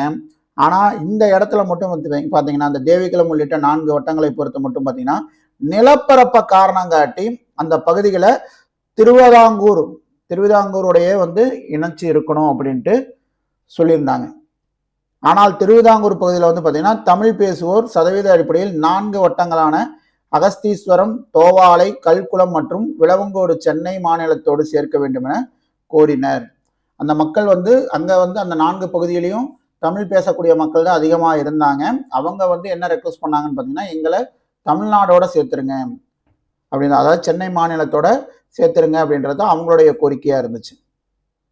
அதே அளவீடு செங்கோட்டை வட்டம் சென்னை மாநிலத்தில் அமையவும் கோரப்பட்டது. இந்த பகுதியும் அதிக தமிழ் மொழி பேசும் மக்கள் இருந்தும் அந்த பகுதி சட்டமன்ற பிரதிநிதிகள் தமிழர்களாக இருந்தபோதும் புவியியல் காரணங்களுக்காக திருவிதாங்கூர் பகுதியில் கொச்சின் மாநிலத்தோடு இணைக்கப்பட்டு விட்டன.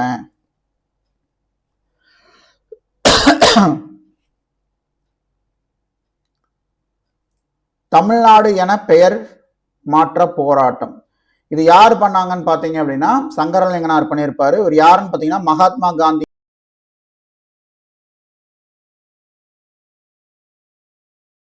மாற்ற கோரிக்கைக்காக சாகும் வரை உண்ணாவிரத நோன்பினை ஏற்றுக்கொண்டார். அது வந்து எப்ப இருந்தாருன்னு பார்த்தீங்கன்னா ஜூலை 27, 1956 இருந்து அக்டோபர் 13, 1956 வரைக்கும் மொத்தம் 76 நாள் உண்ணாவிரதம் இருந்து அவர் காலமானார். ஓகேங்களா?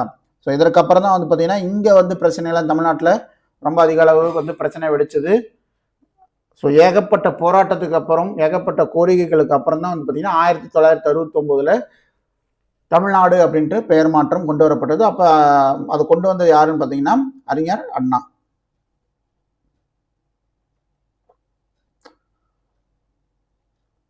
ஸோ இந்த பிரச்சனையில தான் வந்து பார்த்தீங்கன்னா காங்கிரஸ் கட்சி வந்து அவங்களுடைய அந்த செல்வாக்கை வந்து இங்கே மக்கள்கிட்ட இழக்கிறாங்க தமிழ்நாட்டில். 1937 ஆட்சியை பிடிச்சி 1967 அவங்களுடைய ஆட்சி அப்படின்றது இழக்கிறாங்க. யார்கிட்ட இழக்கிறாங்க? அண்ணாதுரை அவர் சார்ந்த திமுகட்ட வந்து பார்த்தீங்கன்னா அவங்களுடைய ஆட்சியை இழக்கிறாங்க. திமுக எப்படி ஜெயிக்குது? இந்தி போராட்டம், அப்புறம் இந்த தமிழ்நாடு அப்படின்ற பெயர் மாற்றம். ஸோ இதெல்லாம் முன்னிறுத்தி திமுக ஜெயிக்குது. ஓகேங்களா? ஸோ ஏன் அப்படின்னு பார்த்தீங்கன்னா அப்போ காங்கிரஸுடைய அந்த மக்கள் செல்வாக்கு அப்படின்றது குறைஞ்சிருது.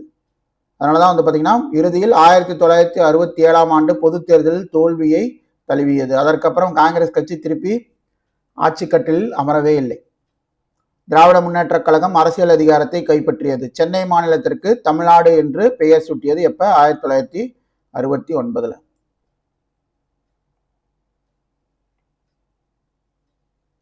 இந்தியாவுடைய மாபெரும் தேச கட்டமைப்பாளர்கள் யாருன்னு பார்த்தீங்கன்னா மகாத்மா காந்தியும் ஜவஹர்லால் நேருவும். இவங்க எப்படி இந்த தேசத்தை கொண்டு வரணும், கட்டமைக்கணும்னு நினைச்சாங்கன்னு பார்த்தீங்கன்னா மதவாத கலாச்சார தேசியவாதம், அதாவது இந்து தேசியவாதம் அல்லது முஸ்லிம் தேசியவாதம், இரு நாடுகள் கொள்கை அப்படின்றது இதற்கெல்லாம் எதிராக இருந்தவர்கள். இதெல்லாம் இருக்கக்கூடாது, இந்த மதவாத கலாச்சாரம் அப்படின்றது இருக்கக்கூடாது அப்படின்றது தான் மாபெரும் தேச கட்டமைப்பாளர்களான மகாத்மா காந்தியும் ஜவஹர்லால் நேருடைய கொள்கையா இருந்தது.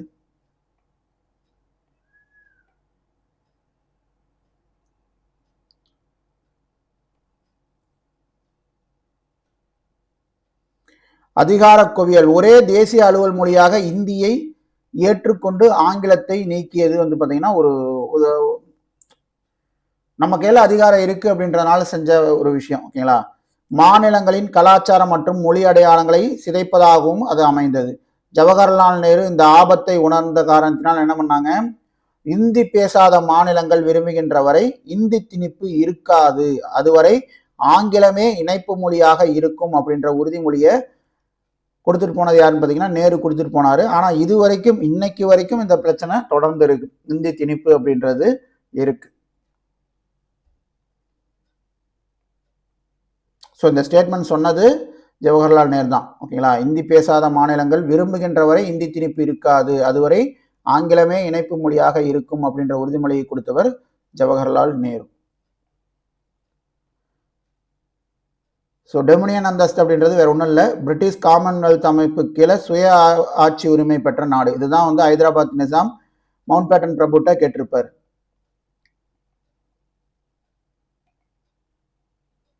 ஸோ இதோட வந்து பார்த்தீங்கன்னா இந்த லெசன் முடிஞ்சு. ஸோ இந்த லெசனில் இந்தியா அப்படின்ற இந்த நிலப்பகுதியை கட்டமைக்கிறதுக்கு என்னென்ன சவால்கள் ஃபேஸ் பண்ணாங்க, அதே மாதிரி பொருளாதார சவால்கள் விடுதலைக்கு முன்னரும் சரி பின்னரும் சரி. ஸோ அதே மாதிரி இந்த மொழிவாரி மாநிலங்கள் அமைக்கப்பட்டது, அது சார்ந்து தமிழ்நாடு அப்படின்ற மாநிலம் அமைக்கப்பட்டது, சென்னை மாநிலமாக அமைக்கப்பட்டு அது தமிழ்நாடு அப்படின்ற பெயர் மாற்றத்துக்கு என்ன போராட்டங்கள் நடைபெற்றது. ஸோ இத்தனை சவால்களையும் இந்த லெசன்லாம் நம்ம பார்த்துட்டோம்.